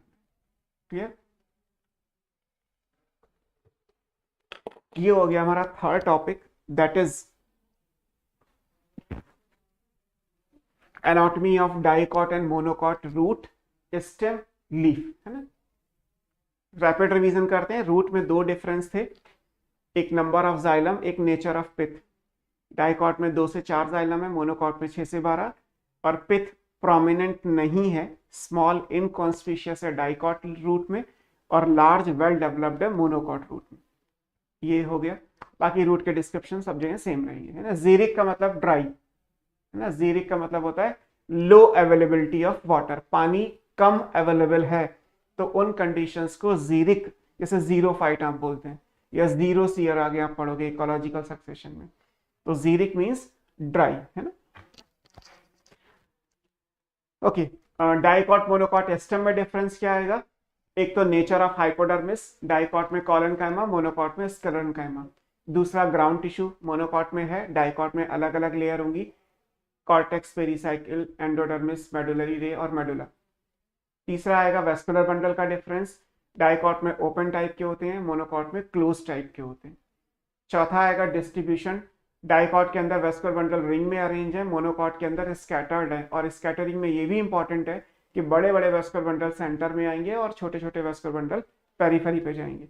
और पांचवा डिफरेंस है कि वेस्कुलर बंडल के अंदर वाटर कंटेनिंग कैविटीज मोनोकॉट के स्टेम में है, डाइकॉट के अंदर नहीं है। तो डाइकॉट मोनोकॉट में 5 डिफरेंस हो गए स्टेम के अकॉर्डिंग। लीफ में आएंगे, डाइकॉट की डॉर्सीवेंट्रल लीफ है, मोनोकॉट की आइसोबाइलेटरल है, एपिडर्मिस दोनों जगह होंगी। पहला डिफरेंस जो आएगा that is the distribution of stomata, dicot में लोअर सरफेस पे स्टोमेटा ज्यादा है अपर के कंपैरिजन में, मोनोकॉट के अंदर दोनों सरफेस पे स्टोमेटा बराबर है। ये पहला डिफरेंस हो गया। दूसरा, डाइकॉट में मोटर या बुलीफॉर्म सेल्स नहीं है, पर मोनोकॉट में अगर एग्जाम्पल जीरिक ग्रासेस हैं तो उनकी एडेक्सियल यानी अपर सरफेस पे कुछ लार्ज सेल्स हैं जो रोलिंग एंड अनरोलिंग के लिए रिस्पॉन्सिबल हैं, जिन्हें मोटर या बुलीफॉर्म सेल्स कहते हैं। तो ये एपिडर्मल में हो गया। वेस्कुलर टिश्यू सिस्टम में कोई डिफरेंस नहीं है, जाइलम फ्लोएम यानी एक वेस्कुलर बंडल वहां प्रेजेंट होगा जहां मिडरिब आएगी। ग्राउंड टिश्यू की बात करेंगे तो मीजोफिल सेल्स से रिप्रेजेंट होता है। डाइकॉट में पैलिसेड और स्पॉन्जी मीजोफिल या पैरेन्काइमा अलग अलग होंगे, कॉम्पैक्टली अरेंज पैलिसेड है, लूजली अरेंज स्पॉन्जी है। स्पॉन्जी होने की वजह से उनमें एयर कैविटीज यानी इंटरसेलुलर स्पेस आ जाएंगे। मोनोकॉट की लीफ में ऐसा कोई डिस्क्रिमिनेशन या differentiation between palisade and spongy नहीं है। ये डिफरेंस हो गया। एंड दूसरा, in terms of bundle sheath अगर हम कहें तो प्रेजेंट दोनों जगह है, लेकिन ये सारे के लिए एप्लीकेबल नहीं है। देयर आर फ्यू डाइकॉट जिनमें बंडल शीथ सेल्स हैं जो वेस्कुलर बंडल जाइलम फ्लोएम को सराउंड करती हैं, मोनोकॉट में भी बंडल शीथ होती हैं जो वेस्कुलर बंडल जाइलम फ्लोएम को सराउंड करती हैं। क्लियर? ये हो गया हमारा टॉपिक कंप्लीट। अब आएगा इस चैप्टर का जो सेकंड इंपॉर्टेंट टॉपिक है, दैट इज चैप्टर के हिसाब से तो लास्ट है, सेकेंडरी ग्रोथ, कि प्लांट दोबारा से कैसे ग्रो करते हैं, है ना। पहले ये समझ लीजिए कि यहाँ पे दोबारा से ग्रोथ का मतलब क्या है। बैक टू द स्टार्टिंग, पहली क्लास जो एनाटॉमी की थी जहाँ मेरिस्टेम आपको पढ़ाया था, तो वहां पे एक पढ़ाया था सेकेंडरी मेरिस्टेम। हमने वहां क्या पढ़ा था कि हमारे पास एक प्रो मेरिस्टेम है जो तो एम्ब्रियो में प्रेजेंट है। जैसे ही एम्ब्रियो जर्मिनेट किया इससे बना प्राइमरी मेरिस्टेम। एपेक्स पे प्रेजेंट था रूट एपेक्स, शूट एपेक्स, जिसकी वजह से प्लांट की लेंथ बढ़ रही है, दैट इज एपिकल, वो भी प्राइमरी है। फिर जो नोड्स पे छूट गया यूजुअली इंटरकैलरी मेरिस्टेम, उससे साइड ब्रांचेस या बड या फ्लावर या लीफ, ये सब चीजें बनती हैं, साइड ग्रोथ के लिए रिस्पॉन्सिबल है। तो because of apical and intercalary जो प्राइमरी इन पोजीशन है, इन सबसे प्लांट की प्राइमरी ग्रोथ होती है। हालांकि प्राइमरी में एक एग्जाम्पल आपने वो भी पढ़ा था जो वेस्कुलर बंडल के अंदर कैम्बियम आती है, दैट इज फैसिकुलर और we can say intrafascicular vascular cambium. इस सबसे प्लांट की प्राइमरी ग्रोथ हो रही है। फिर प्राइमरी ग्रोथ कैसे हुई कि एक मेरिस्टेम था जो मैंने नाम लिया अभी, एपिकल, इंटरकैलरी और इंट्राफैसिकुलर वेस्कुलर कैम्बियम। जब इन कैम्बियम या इन मेरिस्टेम्स के अंदर डिफरेंशिएशन हो जाएगा तो इससे बन जाएंगे प्राइमरी परमानेंट टिश्यू, जिनमें सबसे पहले पैरेन्काइमा बना, फिर कॉलनकाइमा, स्क्लेरेन्काइमा, जाइलम फ्लोएम, और भी डिफरेंट टाइप के टिश्यू होते हैं जो आपने अलग अलग करके नहीं पढ़े। फिर दूसरा क्या है, सेकेंडरी ग्रोथ कैसे होगी, तो आपको उसी स्लाइड में पढ़ाया था कि जब प्राइमरी परमानेंट टिश्यू जैसे पैरेन्काइमा है, जब वो दोबारा से मेरिस्टेमेटिक एक्टिविटी को रीगेन करेगा, डी डिफरेंशिएशन करेगा, तो वहां से दोबारा एक मेरिस्टेम बनेगा। ये पहले से प्रेजेंट नहीं है, ये दोबारा बना। कैसे बना? Bye the dedifferentiation of primary permanent tissue. This meristem is called secondary meristem, और ये यूजुअली प्लांट के साइड में होता है, इसको लेटरल मेरिस्टेम भी कहते हैं। तो ये लेटरल और सेकेंडरी मेरिस्टेम एक सर्टेन टाइम के बाद बनेगा। हालांकि लेटरल में एक कैम्बियम ऐसी है जो पहले से प्रेजेंट थी, दैट इज इंट्राफैसिकुलर वेस्कुलर कैम्बियम। वो हमने शुरू में भी डिस्कस किया था, आज भी अभी भी डिस्कस कर रहे हैं कि एक कैम्बियम ऐसी है जो प्राइमरी ओरिजिन की है। इसके अलावा जितनी भी कैम्बियम बनेंगी, those all are secondary in position, sorry lateral in position, secondary in origin. तो उसी से सेकेंडरी ग्रोथ होगी। ये पहली बात हो गई जो समझने वाली थी, बेसिकली रिवाइज करना था। दूसरी चीज क्या है, इंस्टेंट मोमेंट की अगर हम बात करें, लाइक एक प्लांट का लाइफ स्पैन 100 ईयर का है, एक ट्री का लाइफ स्पैन 100 ईयर का है, 10 ईयर्स तक उसमें प्राइमरी ग्रोथ होती है। तो after the completion of 10 year, जब वो 11th ईयर में एंटर करेगा, जब उसमें डी डिफरेंशिएशन से सेकेंडरी मेरिस्टेम या लेटरल मेरिस्टेम बनेंगे, दोबारा से कैम्बियम बनेगी, तो यहां से सेकेंडरी ग्रोथ शुरू हो जाएगी। तो शुरू के 10 साल क्या हुआ? Primary growth. आने वाले 90 सालों में क्या होगा? Secondary growth. तो जब आप बिल्कुल ट्रांजिशन पॉइंट की बात करेंगे कि सर 11th ईयर पे क्या होगा, 11th कह लीजिए या 12th, 13, 14, 15th ईयर, शुरू के 4-5 सालों में क्या होगा? तो प्राइमरी टिश्यूज भी होंगे और सेकेंडरी टिश्यूज भी होंगे। हालांकि जब प्राइमरी ग्रोथ हो रही है तब कोई भी सेकेंडरी टिश्यू नहीं है, प्लांट आराम से लंबाई में ग्रो करता है, साइड ब्रांचेस बनती हैं, लीफ बनती है, फ्लावर फ्रूटिंग होता है।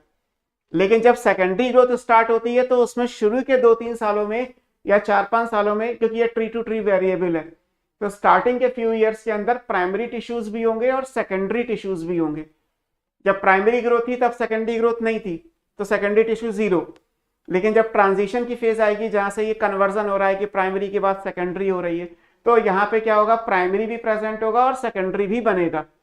लेटर ऑन 4-5 साल के बाद ये सारे प्राइमरी खत्म हो जाएंगे, सारे सेकेंडरी एग्जिस्ट करेंगे। क्योंकि यूजुअली आगे सेकेंडरी ग्रोथ के जो डायग्राम आप पढ़ोगे उनमें एक वेल डेवलप्ड ट्री को कंसिडर किया गया जो सेकेंडरी ग्रोथ के अंदर एंटर ऑलरेडी कई सालों से कर चुका है।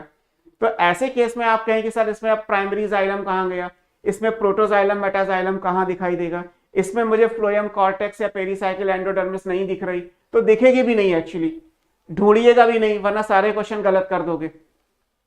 जब प्राइमरी टिश्यूज है तो सेकेंडरी 0, उसमें तो कोई डाउट ही नहीं है। बट जब सेकेंडरी बनेंगे तो शुरू के साल में तो आपको ये सारी लेयर जो आपने अभी तक पढ़ी है रूट और स्टेम में, वो एग्जिस्ट करेंगी। लेकिन आने वाले कुछ सालों के बाद ये सारे टिश्यू खत्म हो जाएंगे, they are basically replaced by the new tissues and those all are secondary tissues. वो सब सेकेंडरी बनेंगे, वहां पे नाम भी बदल सकते हैं, ये नाम नहीं होंगे जो आपने प्राइमरी में पढ़े। किसी क्वेश्चन में कह दिया जाए कि नहीं सारे प्राइमरी भी हैं सारे सेकेंडरी भी हैं, अब बताओ अंदर क्या है बाहर क्या है, तो क्योंकि क्वेश्चन में कहा गया तो आपको वो सीरीज जो ट्रांजिशन वाला 3-4 साल का है वो भी समझना है, और एक मैच्योरिटी के बाद आपको सेकेंडरी टिश्यू कैसे दिखाई देते हैं वो भी पढ़ना है ना। तो सेकेंडरी वर्ड का मतलब है जहां जहां सेकेंडरी वर्ड लिखा है उसका मतलब सेकेंडरी ग्रोथ की बात हो रही है। प्लांट के लिए जहां हम सेकेंडरी वर्ड यूज करेंगे it means we are talking about secondary growth. तो सेकेंडरी ग्रोथ होती है ये। सेकेंडरी ग्रोथ का रिजल्ट क्या होगा, इससे प्लांट अपने डायमीटर में इंक्रीज करेगा, जो ग्रिथ है, जो डायमीटर जो सर्कमफरेंस आएगा वो बढ़ेगा किसी भी स्टेम का, किसी मोटी सी ब्रांच का, टिप पे नहीं। जैसे मैंने अभी बोला तो आप ये गलत मतलब मत इस चीज को समझिए कि मैंने बोला कि सर जब सेकेंडरी होगा तो प्राइमरी खत्म हो जाएंगे। तो कल किसी बच्चे ने मुझसे कहा कि सर एपिकल मेरिस्टेम का क्या होगा, मैंने कहा बेटा वो तो रहेगा ही रहेगा, सेकेंडरी ग्रोथ तो किसी ब्रांच या किसी ट्री के स्टेम में हो रही है ना, टिप पे तो ना सेकेंडरी ग्रोथ कर दोगे, टिप पे तो आज भी वही रहेगा। मैंगो का ट्री अगर एक सर्टेन डायमीटर के बाद ग्रो कर रहा है तो इसका मतलब ये थोड़ा ना कि मैंगो में फ्लावरिंग फ्रूटिंग या लीफ या ब्रांच नहीं बनेगी, वो भी बनेगी, वहां प्राइमरी और इंटरकैलरी सब प्रेजेंट होगा, लेकिन जिस जगह पे आप सेकेंडरी टिश्यू पढ़ रहे हो वहां पे प्राइमरी टिश्यू रिप्लेस हो जाएंगे शुरू के 3-4 सालों में, वहां से फिर कुछ नहीं निकलेगा। अगर एक मैंगो का ट्री बहुत मोटा हो गया मीन सेकेंडरी ग्रोथ में एंटर कर चुका है, 10-12 साल हो गए, तो आप कहें कि सर अब इसके स्टेम में नोड इंटर नोड दिखाओ और मुझे नोड पे इंटरकैलरी मेरिस्टेम से ब्रांच बनेगी क्या, बिल्कुल नहीं बनेगी, है ना। तो ये भी इंपॉर्टेंट है कि आपको कहां से ब्रांच दिखाई देगी, जो फाइन ब्रांचेस हैं, जो पतली पतली ब्रांचेस हैं जो आपको ट्री के टॉप में मिलेंगी, वहां पे आपको ब्रांचेस भी मिलेंगी, वहां लीफ भी मिलेगी, वहां फ्लावर एंड फ्रूटिंग भी होगी। लेकिन जो वुडी पोर्शन होगा उसमें ना तो कोई वहां से कभी कोई ब्रांच निकलेगी और ना ही कोई स्ट्रक्चर डेवलप होगा, बिकॉज वो पूरी तरीके से सेकेंडरी है और उसमें प्राइमरी टिश्यू सारे खत्म हो गए, सब रिप्लेस हो चुके हैं, दोबारा से बन नहीं सकते, तो वो चीज क्लोज हो जाएगी, है ना। तो एक ये लोगों को कंफ्यूजन रहता है स्टूडेंट्स को कि सर प्राइमरी टिश्यू कहाँ चला गया, तो प्राइमरी कहीं एग्जिस्ट नहीं करेगा और कोई कंफ्यूजन भी क्रिएट नहीं करना। जब सेकेंडरी पढ़ोगे तो प्राइमरी चीजें अप्लाई नहीं करोगे, जब कन्वर्जन हो रहा है उस टाइम पे सारी चीजें दिखाई देंगी, है ना। सो अब हम स्टार्ट करते हैं सेकेंडरी ग्रोथ। ये रहा सेकेंडरी ग्रोथ कहाँ होती है, 2 जगह होती है, केवल रूट और स्टेम में। स्टेम का मतलब हमेशा ब्रांचेस इंक्लूड होता है, जो ओल्डर ब्रांचेस होंगी, जो मोटी मोटी ब्रांचेस हो जाएंगी उनमें सेकेंडरी ग्रोथ होती है। तो रूट में मिल जाएगी आपको और स्टेम में मिल जाएगी, है ना। स्टेम के साथ अगर आप ब्रांचेस ले रहे हैं तो इंक्लूडेड है, बट ब्रांचेस कौन सी लेंगे वो समझना आपको है कि मोटी मोटी ब्रांचेस जो ओल्डर ब्रांचेस है वो, और 2 जगह होती है, जिम्नोस्पर्म में होती है और डाइकॉट में होती है। तो इसका मतलब लीफ में सेकेंडरी ग्रोथ नहीं होती, फ्लावर का जो स्टॉक है या जो इन्फ्लोरेसेंस का स्टॉक है उन सब में नहीं होती, और अगर रूट या स्टेम टेरिडोफाइट का है तो उसमें भी नहीं होगी। सेकेंडरी ग्रोथ यूजुअली कहाँ है, जिम्नोस्पर्म डाइकॉट में। मोनोकॉट का रूट स्टेम है तो उसमें भी सेकेंडरी ग्रोथ नहीं होगी, it always in gymnosperm and dicot. और अभी हम नॉर्मल बात कर रहे हैं, अब नॉर्मल सेकेंडरी ग्रोथ की कोई बात नहीं हो रही यहाँ पे, है ना।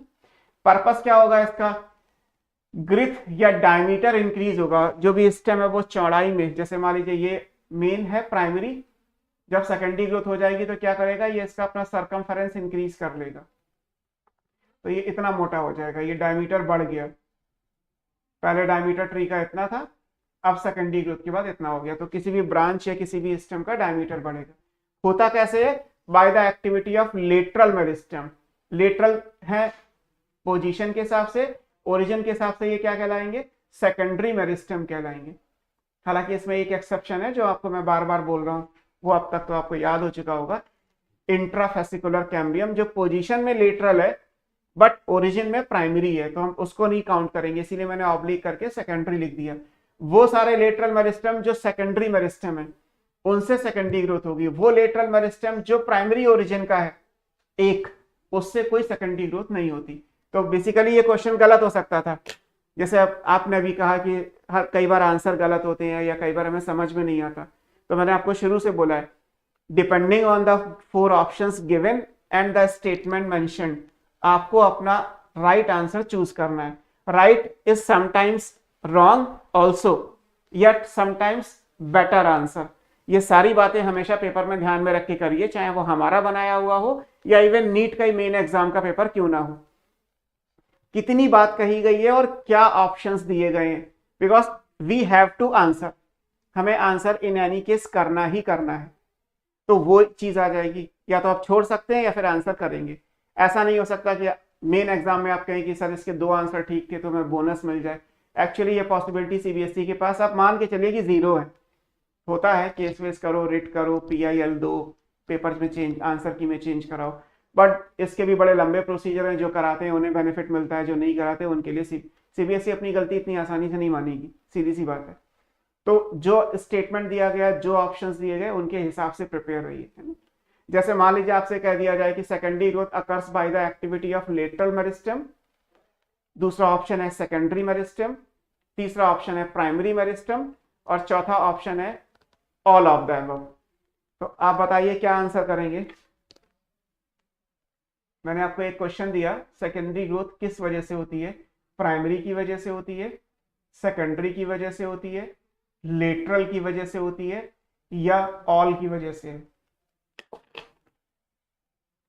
Yes, secondary growth occurs due to the activity of primary meristem, secondary meristem, lateral meristem, all meristem। सोच के बताइएगा। ब्यूटी ने लिखा है ऑल, प्रवीण ने लिखा है लेटरल, सरफराज ने लिखा है लेटरल। ओके, देखो अभी अगर हम ये लिखें एनसीईआरटी, जैसे आप कहते हैं कि सर एनसीईआरटी के हिसाब से क्वेश्चन करते हैं, तो एनसीईआरटी के हिसाब से क्या आएगा? Because of the activity of lateral meristem. ठीक, ये एनसीईआरटी का आंसर हो गया।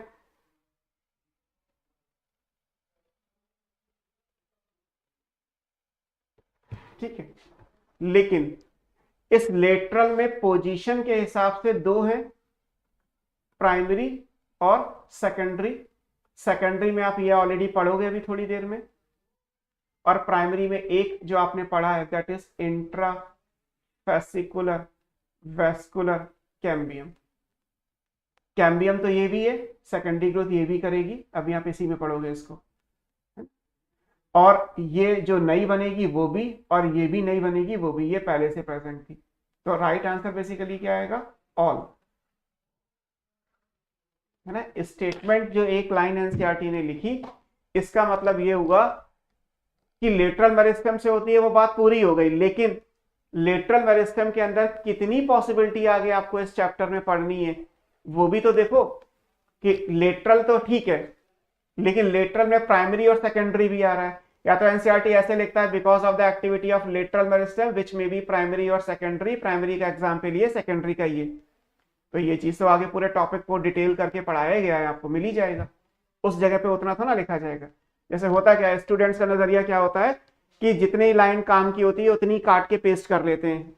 और मेरा हमेशा से क्या रहता है कि आपको रेफरेंस भी तो देखना है, उस लाइन से पहले क्या चल रहा था, उस लाइन के आगे क्या कहा गया। क्योंकि अपनी मर्जी से, जैसे कहते हैं ना न्यूज़पेपर वाले लोग होते हैं, रिपोर्टर, मर्जी से तोड़ मरोड़ के नहीं पेश करना है, काट काट के पेस्ट कर दिया, मैंने तो ये बोला, मैंने ये किस सेंस में बोला वो भी समझना है आपको, है ना। तो अगर एनसीईआरटी ने लिखा कि लेटरल मेरिस्टेम की वजह से सेकेंडरी ग्रोथ होती है, तो लेटरल को दोबारा से थोड़ा डिफाइन करेगा कि लेटरल क्या होता है। लेटरल पढ़ने के लिए आप पीछे जाइए मेरिस्टेमेटिक टिश्यू में, वहां पे आपको समझाया गया है कि कौन सा लेटरल प्राइमरी है और कौन सा लेटरल सेकेंडरी है। अब एक क्वेश्चन जब आया और ऑप्शंस आपको तीनों दे दिए गए, प्राइमरी भी, सेकेंडरी भी, लेटरल भी, तो एक्चुअली आंसर क्या आ जाएगा? ऑल आ जाएगा।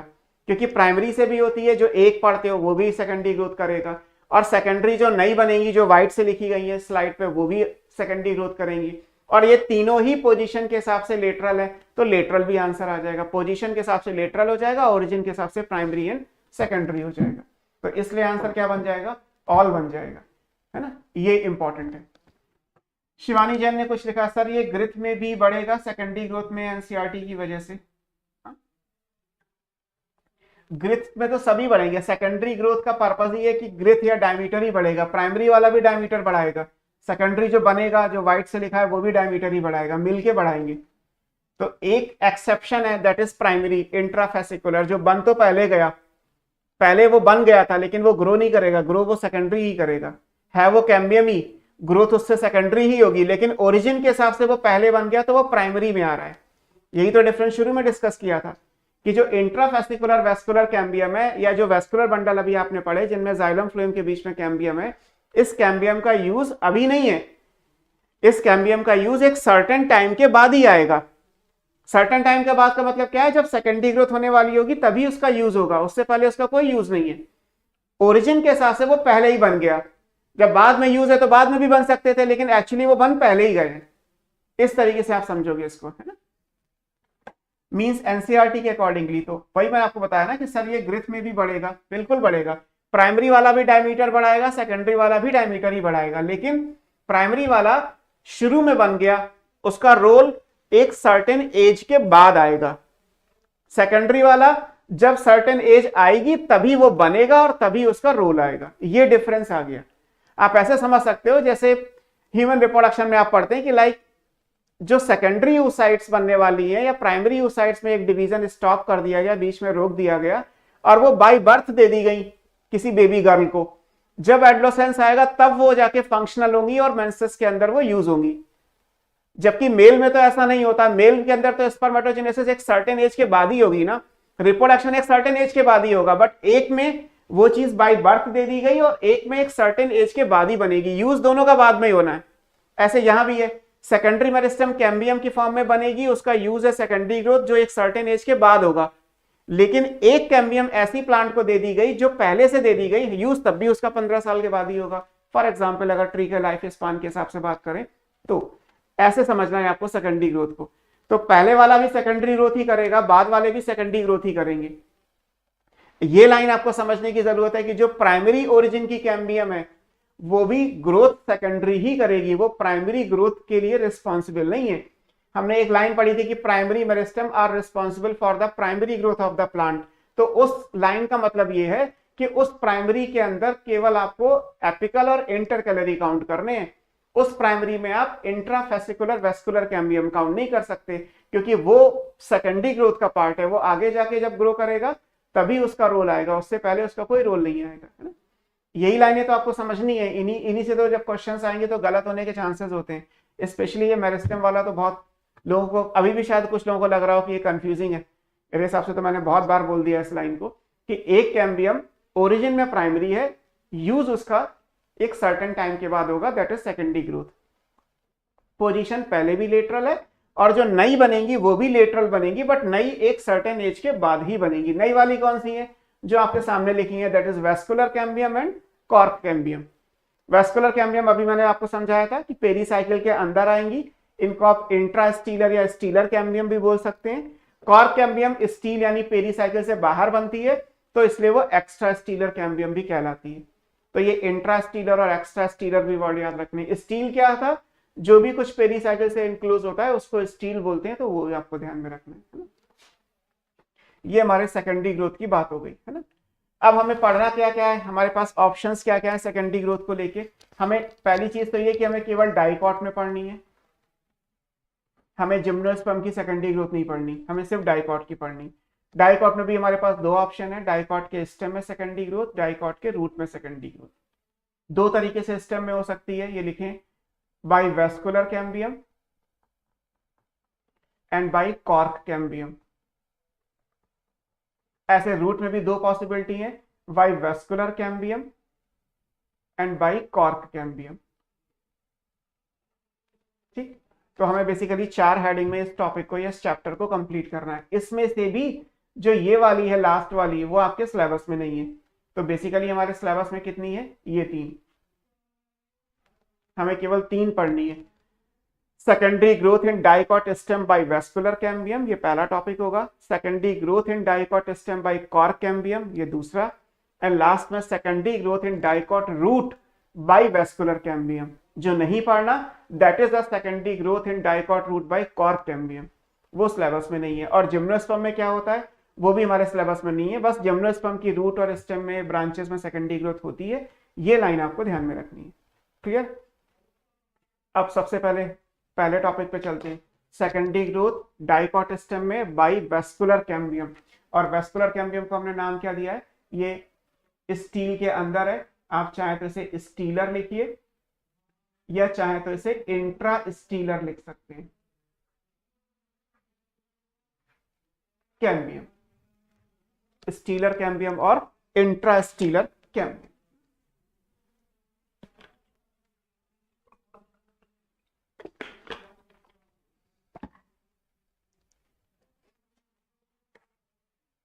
अब देखिए, सबसे पहले ये समझिए कि जब कैम्बियम डायमीटर बढ़ाएगी तो डायमीटर तो यूनिफॉर्मिटी के साथ होता है, ऐसा तो होता नहीं कि डायमीटर कहीं पे जिगजैग मैनर में बढ़ जाएगा। एक यूनिफॉर्मिटी आएगी, मतलब हर तरफ से बराबर बनेगा। अगर हर तरफ से मान लीजिए डायमीटर एक जैसा ग्रो कर रहा है, ट्री का ट्रंक या स्टेम या ब्रांचेस हर तरफ से बराबर टिश्यू कट कर रहा है, तो ऐसा होने के लिए कैम्बियम की पूरी रिंग होनी चाहिए। Ring must be circular. Ring का मतलब ये नहीं है कि आप ऐसे बना दे रिंग कि सर ये भी तो एक रिंग हो गई, ऐसे अगर हो जाएगी तो डायमीटर भी इसी सेंस में बढ़ेगा ना। लेकिन ट्री का डायमीटर हमेशा यूनिफॉर्म होता है। यूनिफॉर्म होने का मतलब क्या है कि it must be like this. आपको एक सर्कुलर बनानी है, तो जो कैम्बियम रिंग बनेगी वो हमेशा सर्किल में ही बनेगी। It must be circular. अब पहली चीज ये कि एक सर्कुलर कैम्बियम की रिंग कैसे बनेगी, हमें ये देखना है, फॉर्मेशन ऑफ कैम्बियम रिंग। फिर जब कैम्बियम बन जाएगी तो वो दिखाई, मतलब उसका स्ट्रक्चर कैसा है, हम उसके स्ट्रक्चर पे जाएंगे। जैसे आप आगे पढ़ोगे तो स्ट्रक्चर ऑफ कैम्बियम आ जाएगा, है। और तीसरी चीज फिर आगे क्या आएगी कि वो काम कैसे करती है, मतलब जब डायमीटर में इंक्रीज करती है, जब नए नए टिश्यू बनते हैं तो वो नए टिश्यू कैसे बनते हैं। हमें इन तीन चीजों पे चलना है। सबसे पहले हम बात करते हैं कि कैम्बियम रिंग बनेगी कैसे, फॉर्मेशन ऑफ कैम्बियम रिंग कैसे होगा, और वो सर्कुलर ही होना चाहिए। अब आप समझिए, पहले मैं आपको एक प्राइमरी टिश्यू का डायग्राम बनाता हूं, क्योंकि शुरू में एनसीईआरटी में जो 4 डायग्राम बने हैं उनमें भी पहला डायग्राम प्राइमरी वाला है। प्राइमरी वाला कैसे बनेगा, लाइक दिस। आप ऐसे समझिए कि ये एक पेरीसाइकिल है आपने, और यहाँ पे सेंटर में पिथ आएगा। डाइकॉट है तो पिथ बड़ी सी नजर आएगी आपको। यहाँ पे ये वेस्कुलर बंडल्स नजर आएंगे जो रिंग में अरेंज हैं, और इनमें एक कैम्बियम पहले से प्रेजेंट है जो बंडल के अंदर है। ऐसे ही बनाए थे हमने। बाकी आप मान लीजिए कि यहाँ पे ये एंडोडर्मिस यानी स्टार शीथ है, ये कॉर्टेक्स हो गया, पूरी पूरी रिंग बना सकते हैं। ऊपर हाइपोडर्मिस हो गया और फिर एपिडर्मिस हो गया। तो ये हो गया एपिडर्मिस, ये हो गया हाइपोडर्मिस, ये हो गया कॉर्टेक्स, ये हो गया एंडोडर्मिस यानी स्टार शीथ। फिर जो ये पूरी लाइन है दैट इज कॉल्ड पेरीसाइकिल, क्योंकि हमें इंट्रास्टीलर जाना है तो हमारा मेन कंसर्न इस सर्किल के अंदर ही रहेगा। और ये हो गया पिथ, ये हो गया वेस्कुलर बंडल,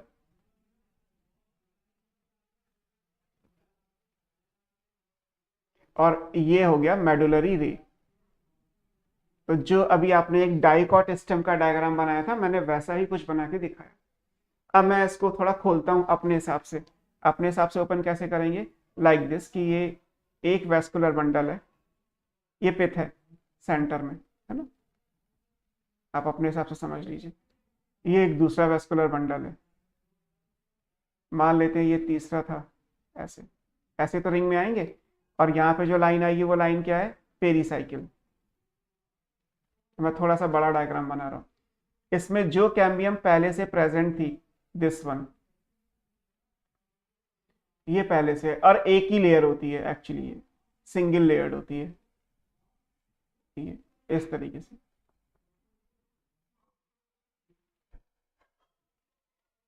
सो ये कैम्बियम ऑलरेडी प्रेजेंट है ना। अब अगर हम लिखें तो ये क्या आएगा, ये फ्लोएम है पी।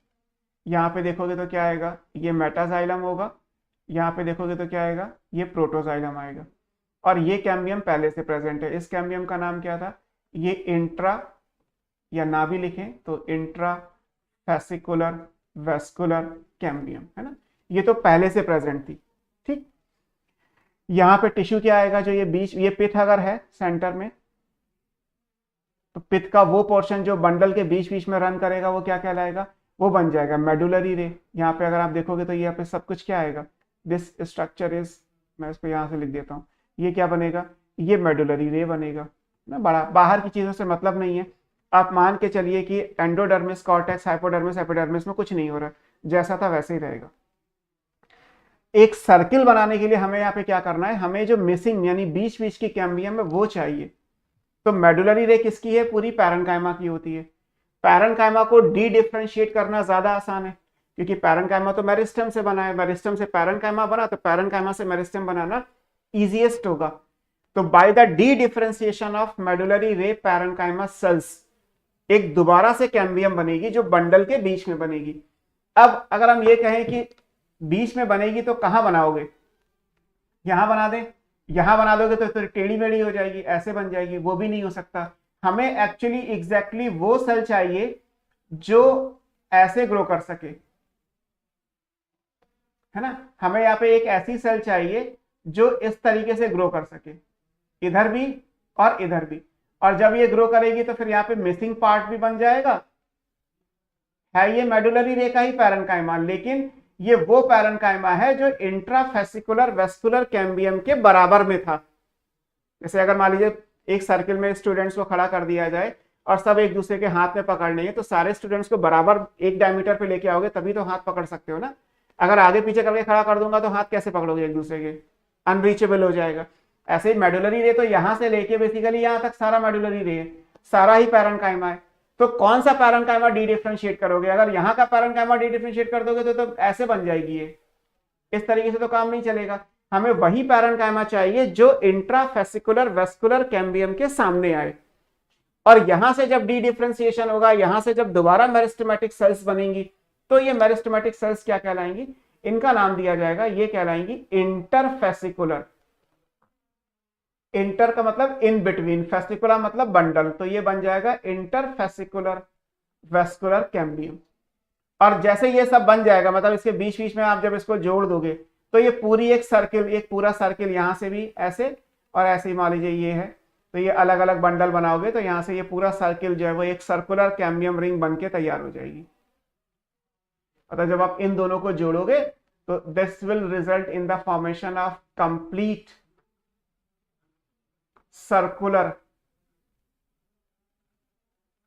Vascular cambium ring. यही बनाना था हमें एक पूरी सर्किल में चाहिए वेस्कुलर कैम्बियम। तो सर्किल में बनाने के लिए हमें क्या करना है, हमें वो मिसिंग पार्ट बनाना है, और मिसिंग पार्ट वहां बनाना है जहां पे जरूरत है। जरूरत कहां पे है, इंट्राफेसिकुलर वेस्कुलर कैम्बियम के सामने।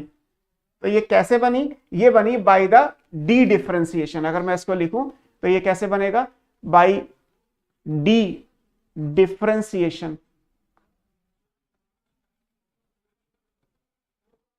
of medullary ray parenchyma cells। और ये कहां थी, लाइंग नियर या opposite to intrafascicular vascular cambium. ये, और ये भी ध्यान में रखना है कि जैसे मान लीजिए अगर मैं बनाऊं इसको दोबारा से, तो ऐसे मान लीजिए कि ये है इंट्राफेसिकुलर वेस्कुलर कैम्बियम, ठीक है, ये इंट्राफेसिकुलर वेस्कुलर कैम्बियम है।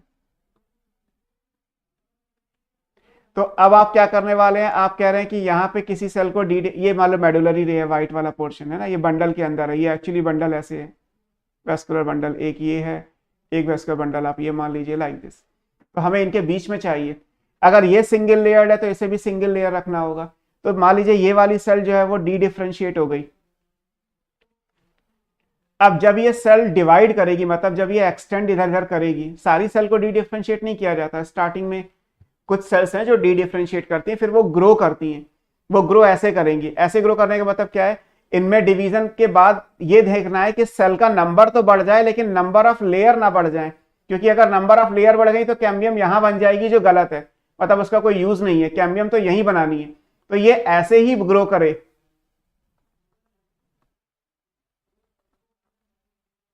Like this manner. तो ऐसे होने के लिए क्या करना पड़ेगा, मान लीजिए सेल ये है तो आपको डिवीजन ऐसे करने पड़ेंगे, बार बार आप जो सेल वॉल बनाओगे वो ऐसे बनाओगे, जितनी सेल वॉल ऐसे बनाओगे उतनी नंबर ऑफ सेल बढ़ती जाएंगी, बट नंबर ऑफ लेयर एक ही है। तो जब नंबर ऑफ सेल कांस्टेंट रहती है, नंबर ऑफ लेयर कांस्टेंट रहती है, नंबर ऑफ सेल्स बढ़ती रहती हैं, इस डिवीजन को हम बोलते हैं एंटीक्लाइनल डिवीजन। इसको क्या बोलते हैं, एंटीक्लाइनल डिवीजन। एंटीक्लाइनल डिवीजन में क्या होता है, number of cells increases, number of layer remain constant.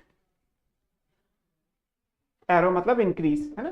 तो जब आप इस सेल को मान लीजिए ये एक है, इसको दो बनाया तो आपने ऐसे डिवाइड किया इस प्लेन में, तो ये दो सेल बन गई। अब क्या होगा, 2 से 4 बनानी है, ये 4 बन गई, फिर 8 बनानी है तो ये 8 बन गई। तो ऐसे ये बनती जाएंगी।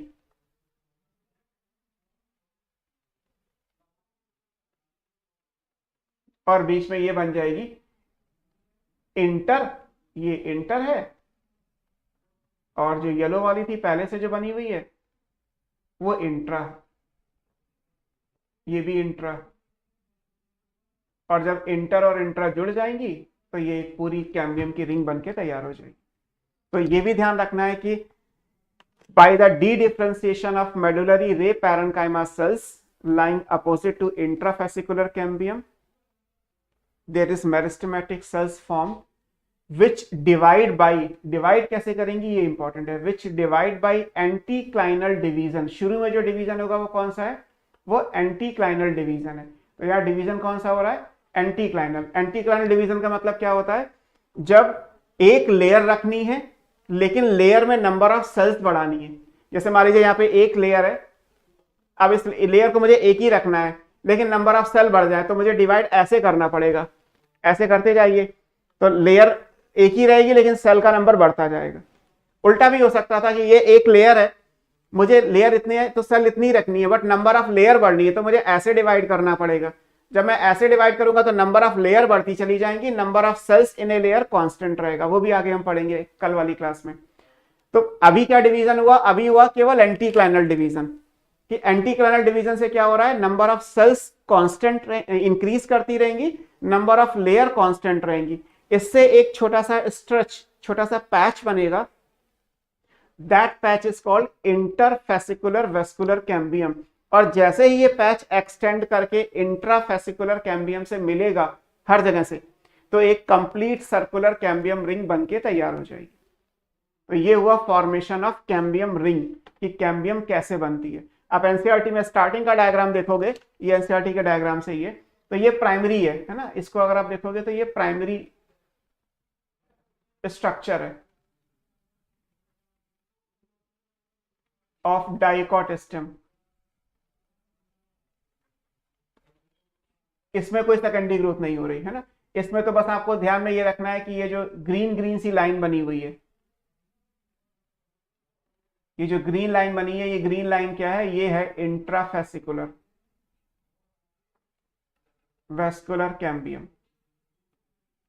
ठीक, बस अब क्या करना है, इस ग्रीन लाइन के बीच में जो ये मिसिंग थी इंटरफेसिकुलर कैम्बियम, ये बनानी थी। और जैसे ये बन के जुड़ जाएगी, आपको दिख ही रहा है यहाँ पे एक पूरी सर्किल बन गया। ये ग्रीन के नीचे आप देखोगे तो ये पूरा एक सर्किल बन के तैयार हो।